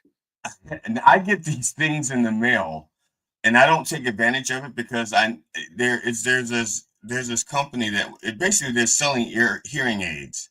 They're always I get these things in the mail for hearing aids because I'm in my 60s, and so I keep getting them. And they say, "Come on in for a free hearing test," and I don't trust them because they're trying to sell hearing aids. So I don't know what kind of test they're going to skew. Say, "See, you're deaf as a dog." It's like, wait, but I can hear a dog. It's like, no, you don't. I don't trust them. I will go probably for a hearing test with my regular doctor. Audiologist. You're not a doctor, an audio. Well, my doctor's not. My regular doctor is not an audiologist, but they can But if I do that, they'll say, "Well, are you having trouble hearing?" And I say, "Well, not that I'm aware of. My wife seems to think so." But it doesn't affect women with music. Like, and I say in that saying I can't hear the top end of the piano, but when it's in the mix, I know it's there, right? I mean, Okay, I'm just trying to. I'm trying to answer Sunshine's questions. She's trying to find the Church of Last Resort. Um, you can subscribe to his YouTube page, Dr. Reverend Jelly Roll. Yeah. Let's find that. Let me find that and put the link in. Yeah. So yeah, go ahead, talk while I get. I'll say you subscribe to Dr. Reverend Jelly Roll on his YouTube page. He's always looking for new followers because he doesn't, and I think that's the problem. People are looking for the Dr. Reverend Jelly Roll's page on GD Federson's page, and I don't, Well, it should link to it. You should put it in the link. Why don't you put it in the link? Get it in the link. Here's the link right here to Dr. Jelly Roll's thing. But I can't do that. If I do that, it blocks it out. It won't let me post it. You can post it because you're the key master or whatever it is. But I can't do it. Wow. I'm looking at the daily stats for that. Oh, woof. Channel stats for Dr. Reverend Jelly Roll. Really bad. Oh my God. Yeah. It's like a ghost town from thousands of years ago where you just walk into and it's nothing but dust. That's sad. Yeah. That's sad. Why? And now he has 23 subscribers or something, right? Right. 20, 23, something like that. 23, 25, 20. Yeah. No doubt. It was, oof, ouch. Oof, ow. Yeah, so go to Dr. Reverend Jelly Roll and subscribe to him. Why do you think I'm putting out all these fucking reels to get him some traffic over there? Yeah, as to say, it doesn't. The Dr. Reverend Jelly Roll is immune to a fan base. Now, some of the reels he has out, like 93 views, which is far more than like the actual show. Is the church thing has got 7 views, 8 views, 6 views. Yeah, 15 views over time, 16 views, 18 views. But, so the reels are doing better but people got to subscribe. You know what you need to do? Tell them to put a subscribe button on those reels. Make sure, like on my reels, I have that. He puts a thing that says, please like and subscribe on them, but he doesn't have a button that you can push while you're watching it to subscribe. I don't know if he knows how to do that. I don't know how to do that. Huh. Well, yeah, we definitely need to get his subscription numbers. I know we struggle every week. I put up that when I'm doing the church thing, I'm putting up the subscribe button. Obviously, nobody's paying fucking attention to that. Anyway, go there today. Go to subscribe to the Church of Last Resort. And if you're up Sunday morning, ring the bell so it will remind you. She found it. Good. Sunshine found it. Oh, thank you. Thank you, Sunshine. I'll just tell the Reverend. Yeah. Reverend's good for a good 2 or 3 yucks every Sunday morning. And 2 or 3 yucks and a couple of what the fucks. That's his motto. 2 or 3 yucks and a couple of what the fucks. Yeah, I think most of the comments I see on my wherever the hell I'm posting that stuff, YouTube, is that it's too political for them to. And I think he heard them, and that's why he's changed his sermons. That's the part of it he changed the sermons is so he can stay away from the political stuff, and it's just it's non-political stuff. Yeah. So now it's it's almost politic free, except for the occasional rant, which is only like a minute or 2. All right. I think. But sometimes you have to rant. Yeah, I mean, you got to get it out. Otherwise, you just blow up. And we can't have the rep blow up on us. We need the rep to hang around for a few more years. Right. Yeah, you don't want him getting those cankles like Trump gets. Yeah. But I think people are looking for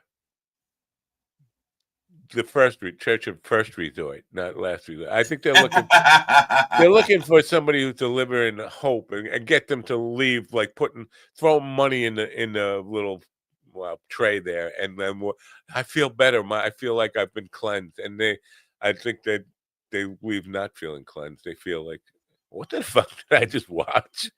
Type of thing. So, and it's just you and him have so much in common. his wife goes away when your wife goes away. It's so much. They're friends. They are close friends. Yeah. And they are much closer than Reverend and I are. So you ever have a friend and then no, I've never had a friend. And the wives become still better working on it. friends. The wives become closer friends than you were with the friends before you invited the, And this is what happened. The wives became so fucking close, and the Reverend and I like tolerate each other, but the wives are like well, I don't know what to say about that. My wife doesn't even know. Well, we're at the point like I only have one friend right now left in the world, and that's you. Sorry. Oh, I feel bad for you. But when I say anytime, if I would go to GD said this, she's like, "Who's GD?" I mean, my wife at least knows who you are. Yeah, but my wife has never known any of my friends, even like the friends I've had or had up until November 6th, had my whole life. Like, what's your friend's name there? And she didn't know any of them. So no, she doesn't. I don't think she likes me very much. What the hell? And listen, you can't blame her for not liking me very much. The Reverend the Reverend just posted to Sunshine, says, "Bless you, Sister Sunshine. Welcome aboard." Is that Sister Sunshine curly hair? No, that's Sister Curly Hair. That's Sister Curly Hair so bright. Yeah. It's funny how her voice gets a little deep every once in a while. Like I think it's allergies, because it's around the time when she mentions the season changes, and I think it's sinuses. I can't find the app that I gave him to create that thing anymore. I know I have a lifetime subscription to that app for the talking icons thing. I can't find the link to it. I don't know how to get there because I wanted to see if they fixed it or made it or improved it at all, and see if I had any use for it at this point. I can't even find it. You haven't used that at all, right? That app? I used it once, and I don't know where it is now. I have no idea where it is now. What was it? Talk something? I don't know. Oh! I think I know where to find it. AI Talkie members area. That's what AI Talkie. Oh. Yeah. Anyway, I don't know. I thought I knew where to find it. It says it's unsafe now. There's Talkie. There's this thing called Talkie. Yeah, AI. Yeah, myaitalkie.com. Right. Oh, my AI Talkie. My AI Talkie. It sounds kind of like a Japanese restaurant. Once you said the word Talkie, I said, wait a minute. I know where. I created a bookmark for that. Oh, it looks like they pulled it down. It's 404 error. Okay. Yeah. Go to back to main page, and it doesn't have a main page. No, that's just fucking. Wow. I don't know. Let me see. But the website is still there because they wouldn't go back to the 404. Something is wrong. Okay, mine is. Let's see. I have to log in. It's still there. You can send me that fucking link. Or I had to log in. Do you know your login stuff? I can't. It doesn't even take me to the login page. It just takes me to a blank page. Oh, maybe if I put login in the URL, what does it say? It says does it say login after the .com? Well, it took me right to the administrative login. Yeah, page. Here I am out the login. Okay, yeah, still there. Okay, I'm gonna see if I can make this thing work at all now. It probably still sucks though, right? Probably does. Well, you want to make a better Sister Curly Hair so bright? Is that what you're saying? No. I want to see if I can, just do some commercials and stuff with it and whatever. See if I have any. Okay, yeah. Matter of fact, if it still works, I'll see if I can do one for the Reverend, not the Reverend. Naked Wines. Oh no, we're gonna let John do that. funny old farts. Funny old farts. All right. Every day I get solicitations for AI apps that that do all this stuff for you. They take your picture. They can go from just a static picture you give them and do like a complete avatar type of sales pitch and all that kind of stuff. Mahalo. Oh, that's you know what? That's a Hawaiian town. Is Sunshine from Hawaii? She said sunshine. She writes aloha, and then she said, "But who in Hawaii will be up this fucking early to catch the show at 9 a.m.? That would make it like what 2 a.m. We're there, right? It's early, yes. No, not 2 a.m. I think it's 6 hours earlier than us. So right now I it's was in Alaska, and I was 3 to 4 hours behind. Three, right? Yeah, 3 to 4, right? So, but then Hawaii's another 3 hours from that. But it's like 3 hours to California, and then another 3 hours to Hawaii. That's 6 hours. So right now it's 5 a.m. in Hawaii. I've had guests on from Hawaii. But I meant at 9 o'clock when we go on the air. Yeah. So then it's and she's there to say because we say good day, sunshine, and she's there. So she's not in Hawaii, or she's not in Hawaii. But mahalo is it's like the opposite of aloha, right? I thought mahalo was an anagram. I don't know. Isn't that how they say it? Isn't that how they say I'm coming in Hawaiian speak? I don't know. Podbean audio streaming app. What? Podbean audio streaming app? I don't know what that is. I think I've seen the word Podbean somewhere. Podbean is a hosting service for podcasts. We don't use that. We use Spotify to actually host the podcast. The Reverend did try to do stuff, put the shows on Spotify after the fact, audio versions. It was just a lot of fucking work, at least back then. No, it's not. It was when I was trying to do it for him, because I had to create the audio. You don't even have to do that anymore. You can upload the video directly, and it will separate. Well, I was just saying, back then I had to upload the audio it was just after 7 episodes. I was like, fuck it, this is just a lot of fucking work. Even then, it wasn't, because from StreamYard you can download the audio only part. So that's what I used to do before Spotify started supporting video. They started supporting video when Joe Rogan signed up. That was like 3 years ago now. Anyway, I mean, so this whole fucking talky AI thing where people are just jumping on this thing. I don't have a problem with people doing that, but I think at some point you're going to put all these voice actors, like John putting his resume together, voice actors. Nobody needs them anymore. All voice actors. I think you still need them, mainly because, like, if you listen to enough AI voice stuff, they don't get words right. I think they get 97% of the words right. They're getting much better. They're getting better. Like 97. I think they get 97% of the words correct. But even then, sometimes it's where they put the emphasis on a syllable in the word. That's kind of screwy. The Legend of Sleeping Mahalo. That's not bad. Yeah, that's why I laughed. I did laugh at that. That's something like the Rev would say, or something. But so you're saying that Bear is being old. You're saying that Bear is old with old jokes. That's could be. I could be saying that, or I could just be saying that's something the Rev would say. Okay. But the idea was supposed to be AI was going to put McDonald's hamburger flippers out of fucking business. They're not putting them. They're putting people in the arts out of business long before. Now we can go back to automated tellers, ATMs, or like automatic checkout stuff, which is definitely requires some human interaction there.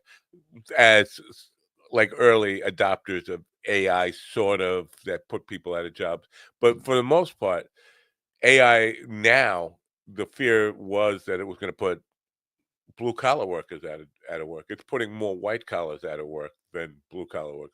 I'm seeing people recruiting for AI content prompted. And so if you know how to prompt AI, you're in demand now. Like in the early 90s, if you knew how to code HTML, you were in demand. Now, if you know anything about how to write a good prompt, you're in demand, and they're hiring for that. So, but it's not putting the blue collar workers at it. We still need we still need people with hands. There's also a cultural thing involved. I know, for example, there was I can't remember what town I was in, but they had these the equivalent of like Rutgers sandwiches, or what? Is there like a chain of gas station places that sell food that you have in New York that's kind of popular? A what? A chain of places that sells food and gasoline that's popular where you are. There's Like one we that have like Wawa, Rutgers, Turkey Hill, I'm trying to think of it. It's like a Spanish name. Highs, Circle K. Yeah, it's like mobile stations, but they also have food at them. But there's a Spanish name. It's not like it's something like Bodega, but not Bodega, obviously. But it's something like that. And there is a chain of them. That's as close as we can get to like Wawa. I've been to New Jersey and Pennsylvania and seen the Wawa stuff. We don't have Okay. Wawas here. I was just trying to give you something you can be familiar with. Yeah. I can't remember what state I was in, but they had a chain, and it was all automated. You go into the lobby, and all of the food was encased in like vending machines, and you go in, and I would, whenever I go, I would never see people there, and I did want to try like one of the. I was actually kind of desperate for food because it was like really early in the morning. Because I used to make up my own hours, and the earlier I could start, the earlier I'd finish. And since I was working on telephone poles, it'd be easier for me to work when there was less traffic. So I might start work at 3 in the morning and be done by noon or something.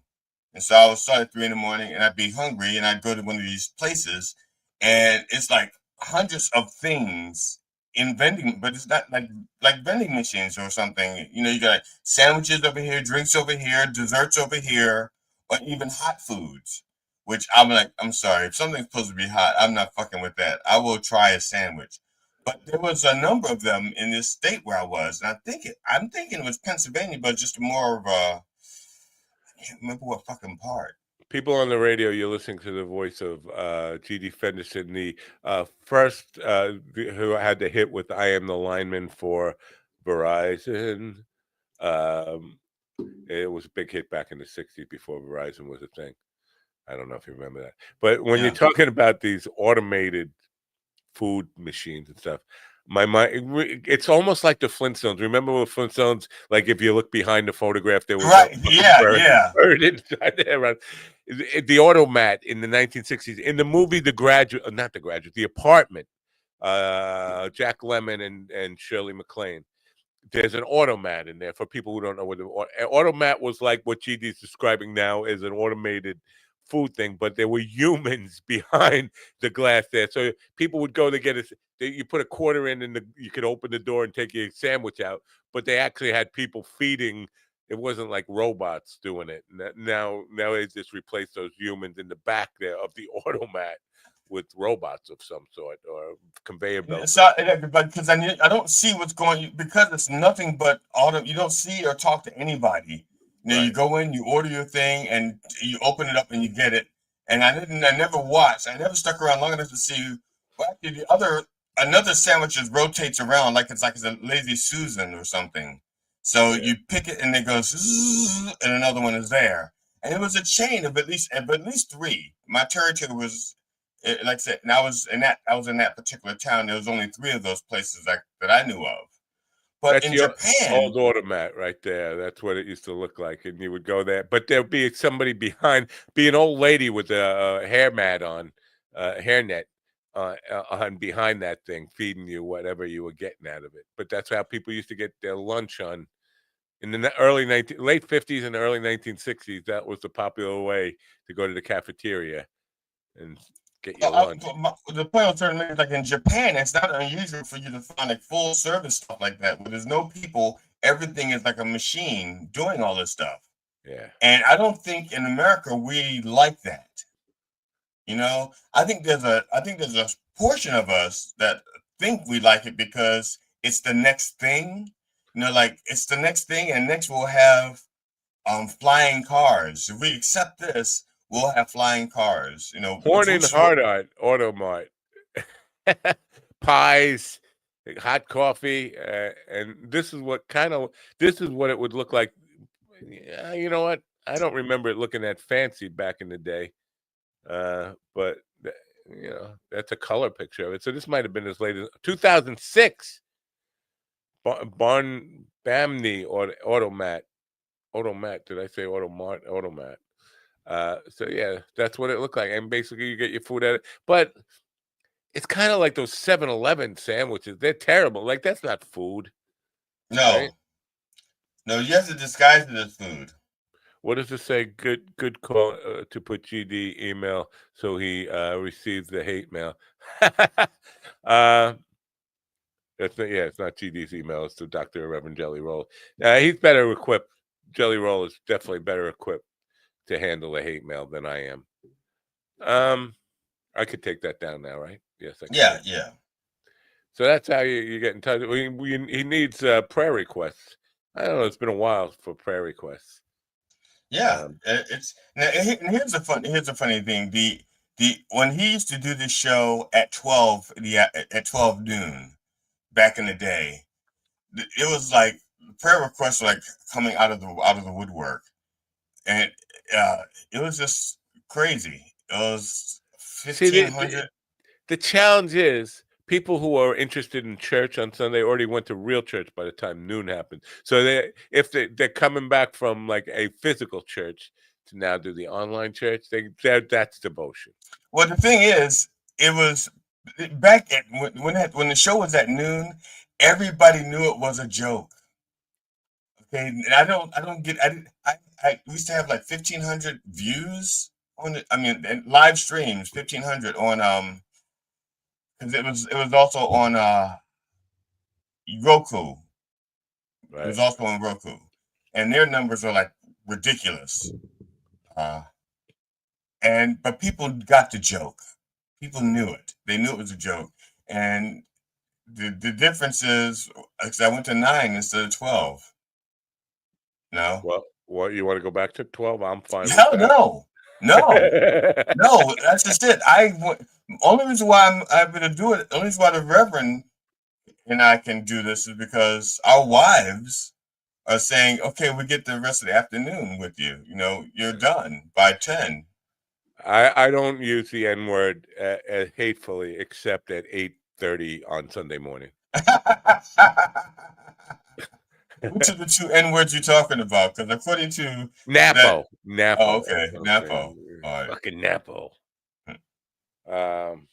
Listen, I used to be a guy who slept till 2 o'clock in the afternoon on Sundays. I don't know what happened to me. Right. And you're right, Sunshine. There's always replay. Yeah, but nincompoop. That's a strange word. Where did that come from? Where are the roots of nincompoop? Everything has its roots in something. Where did that come from? I know where the poop part and the yeah, we all know where poop and cum come from. If we analyze it, we have 9 Inch Nails comes poop, right? And so Trent Reznor ejaculates fecal matter. Is that what that means? German? Oh, it's German? I don't know. We'll find out. Shizzer shit comes from the German Shizzer, right? Yeah. What were you looking it up? The roots of I nincompoop? am. According to AI, the term nincompoop is a variation of the word nincompoop, okay, with the C-O-M instead of C-U-M, which means a foolish or stupid person. The word is believed to have originated from the Latin phrase non compos mentis, meaning not of sound mind. No. First of all, they're giving people way too much credit for knowing Latin. Like, there's only 3 people left on the planet who know any Latin. 3 of them. Well, some lawyers use Latin a lot. Non compos mentis. They tell you that. They tell you they're using Latin. And you just say, okay. You hear them use it in court. Some suggest it may derive from the name Nicodemus or the Yiddish word cockamamie, but these connections are less definitive. The term has been used in various forms since the 1670s, with nincompoop being one of the earlier spellings. Nanus compass, what the hell? Non compos mentis. Yeah, Donatus. I like my explanation. Trent Reznor ejaculates fecal matter is what it is. 9 Inch Nails, cum, erection, ejaculation, poop. We know what poop is. My explanation is better. If we went on Jeopardy today, I'd be thrown off. So that's that. Speaking of Jeopardy and thrown off, some of the funniest bits I've ever seen on Jeopardy is when they do it with a guy who's supposed to be Sean Connery. That is the funniest. Those are the funniest SNL Jeopardy bits I've seen. I like Norm as Burt Reynolds.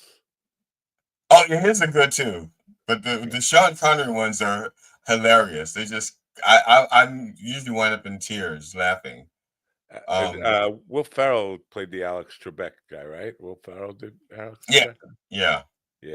I think he did that pretty good. You know, what's Will Ferrell up to these days? I mean, did he just give up? Did he just quit? Let me find out. He's just counting his money? Wait a minute. What is Will Ferrell up to right now? Will. Get him on the show? Yeah, GD. Matt wants me to put you on live. You want me to put you on live? No, he can't do it. He's on the bowl. You didn't have to call me that. You didn't. That's rude. Wow. He called you used one of the two N-words when I asked. Napo? He called me one of the two N-words that quickly. Okay. Yeah. And I tried to tell. I didn't get a chance to tell him that we're just trying to find out what he was up to. I did found a reel last night an Opus clip of Matt Knudsen, who Matt's quite an accomplished performer, an actor, comedian, been on a number of television shows. He was on the Apple TV thing with Harrison Ford.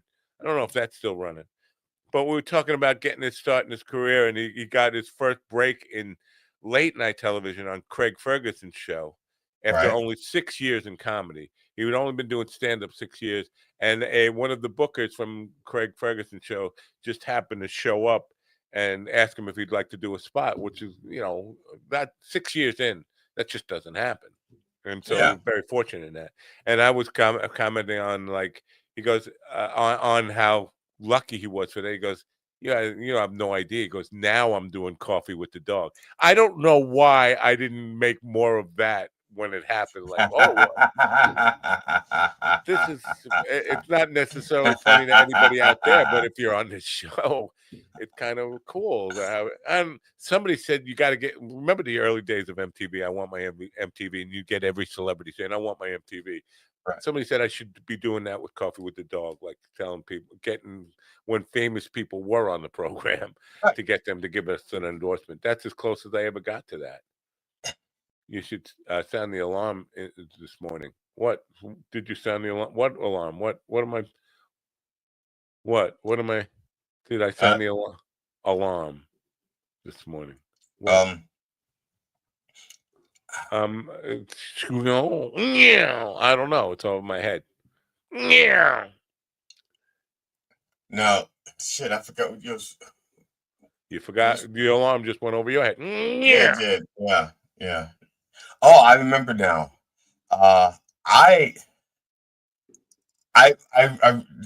John Slaptail, Mr. Tail, had mentioned something yesterday that got me thinking. How I must be frustrating to Dylan Brody because, like, you haven't learned anything. You're not learning anything, and it's not true. But I figured out, because this is what I've learned. Okay, this is what I guess I should have learned this without Dylan, but working with him is what brought it to mind, and it's nothing to do with comedy per se, as much as my attitude toward comedy.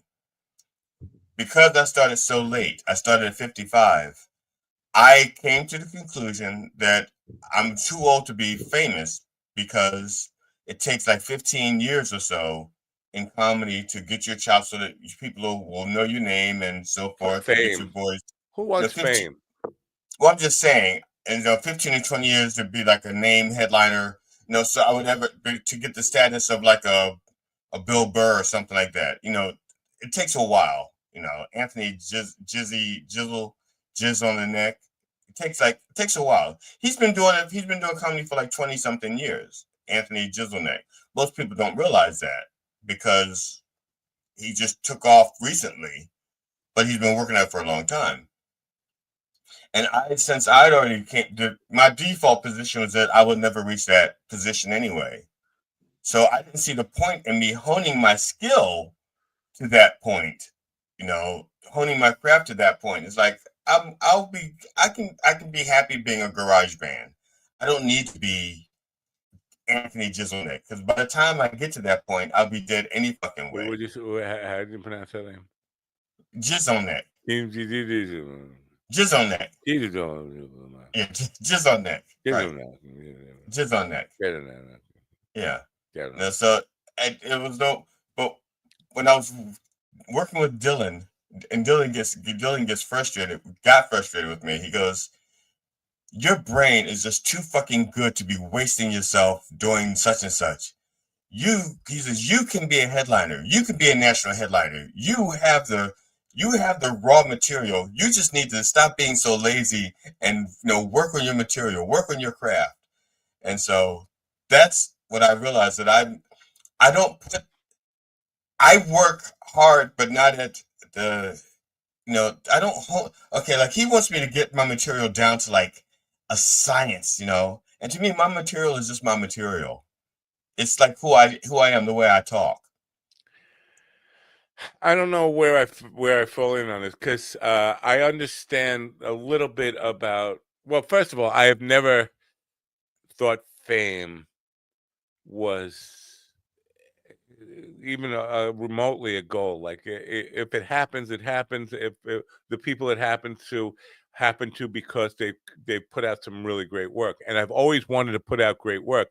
I have never been a disciplined person, and disciplined practice, and like in music, I understand what it takes to become a virtuoso. I never wanted to put in the work. I knew I wasn't going to be. I'm not going to put that work in. I even as a young person, though, as like 12, 13 years old, that's not for me. I don't have the I'm not going to sit in my room for fucking 10 hours a day and practice fucking alternate picking and sweep picking, and that's just not going to do it. Yes, and that's how I was as a musician. I mean, I was like, I started playing when I was like 17 years old, I guess. I was in high school. I started playing, and there was like, I remember the guy that was working with me, a guy named Henry Cross. He was the one that suggested that I play guitar and not bass, because I wanted to be a bass player. I wanted to play bass. He goes, "Oh no, bass players are a dime a dozen." And what it is Henry already played bass. I guess he didn't want the competition. Not that I was any competition for him, but he didn't have anybody to play with, another guitarist. So I started playing guitar, and then he meets this kid who was like 14 years old, 13 or 14 years old. His name is Alan Eek. And he used to be able to play like every Rush lick up to that point, which I think it was up to their live 2112 live album. All the World's a Stage, I think it was called, maybe.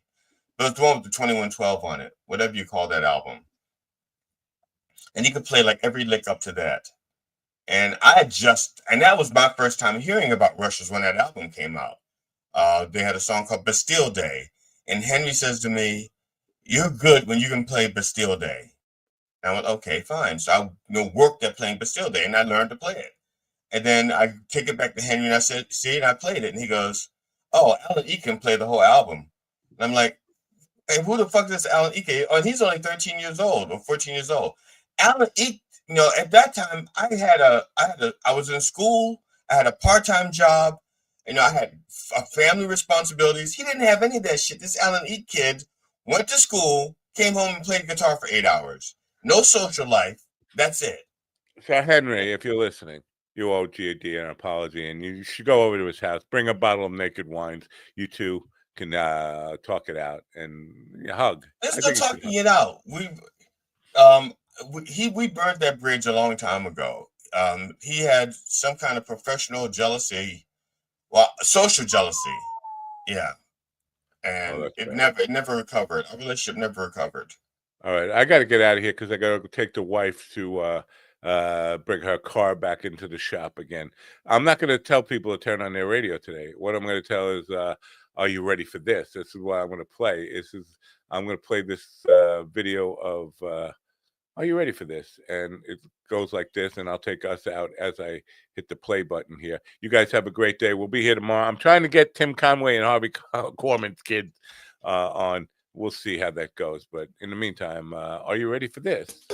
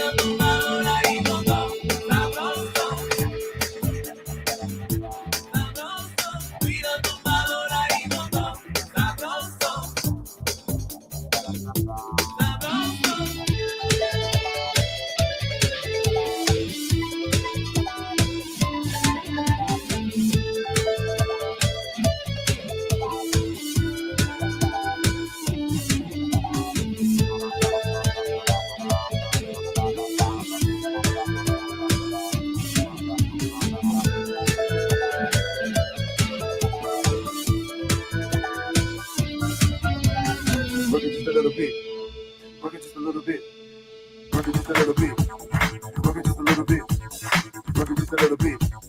Work it just a little bit. Work it just a little bit. Work it just a little bit.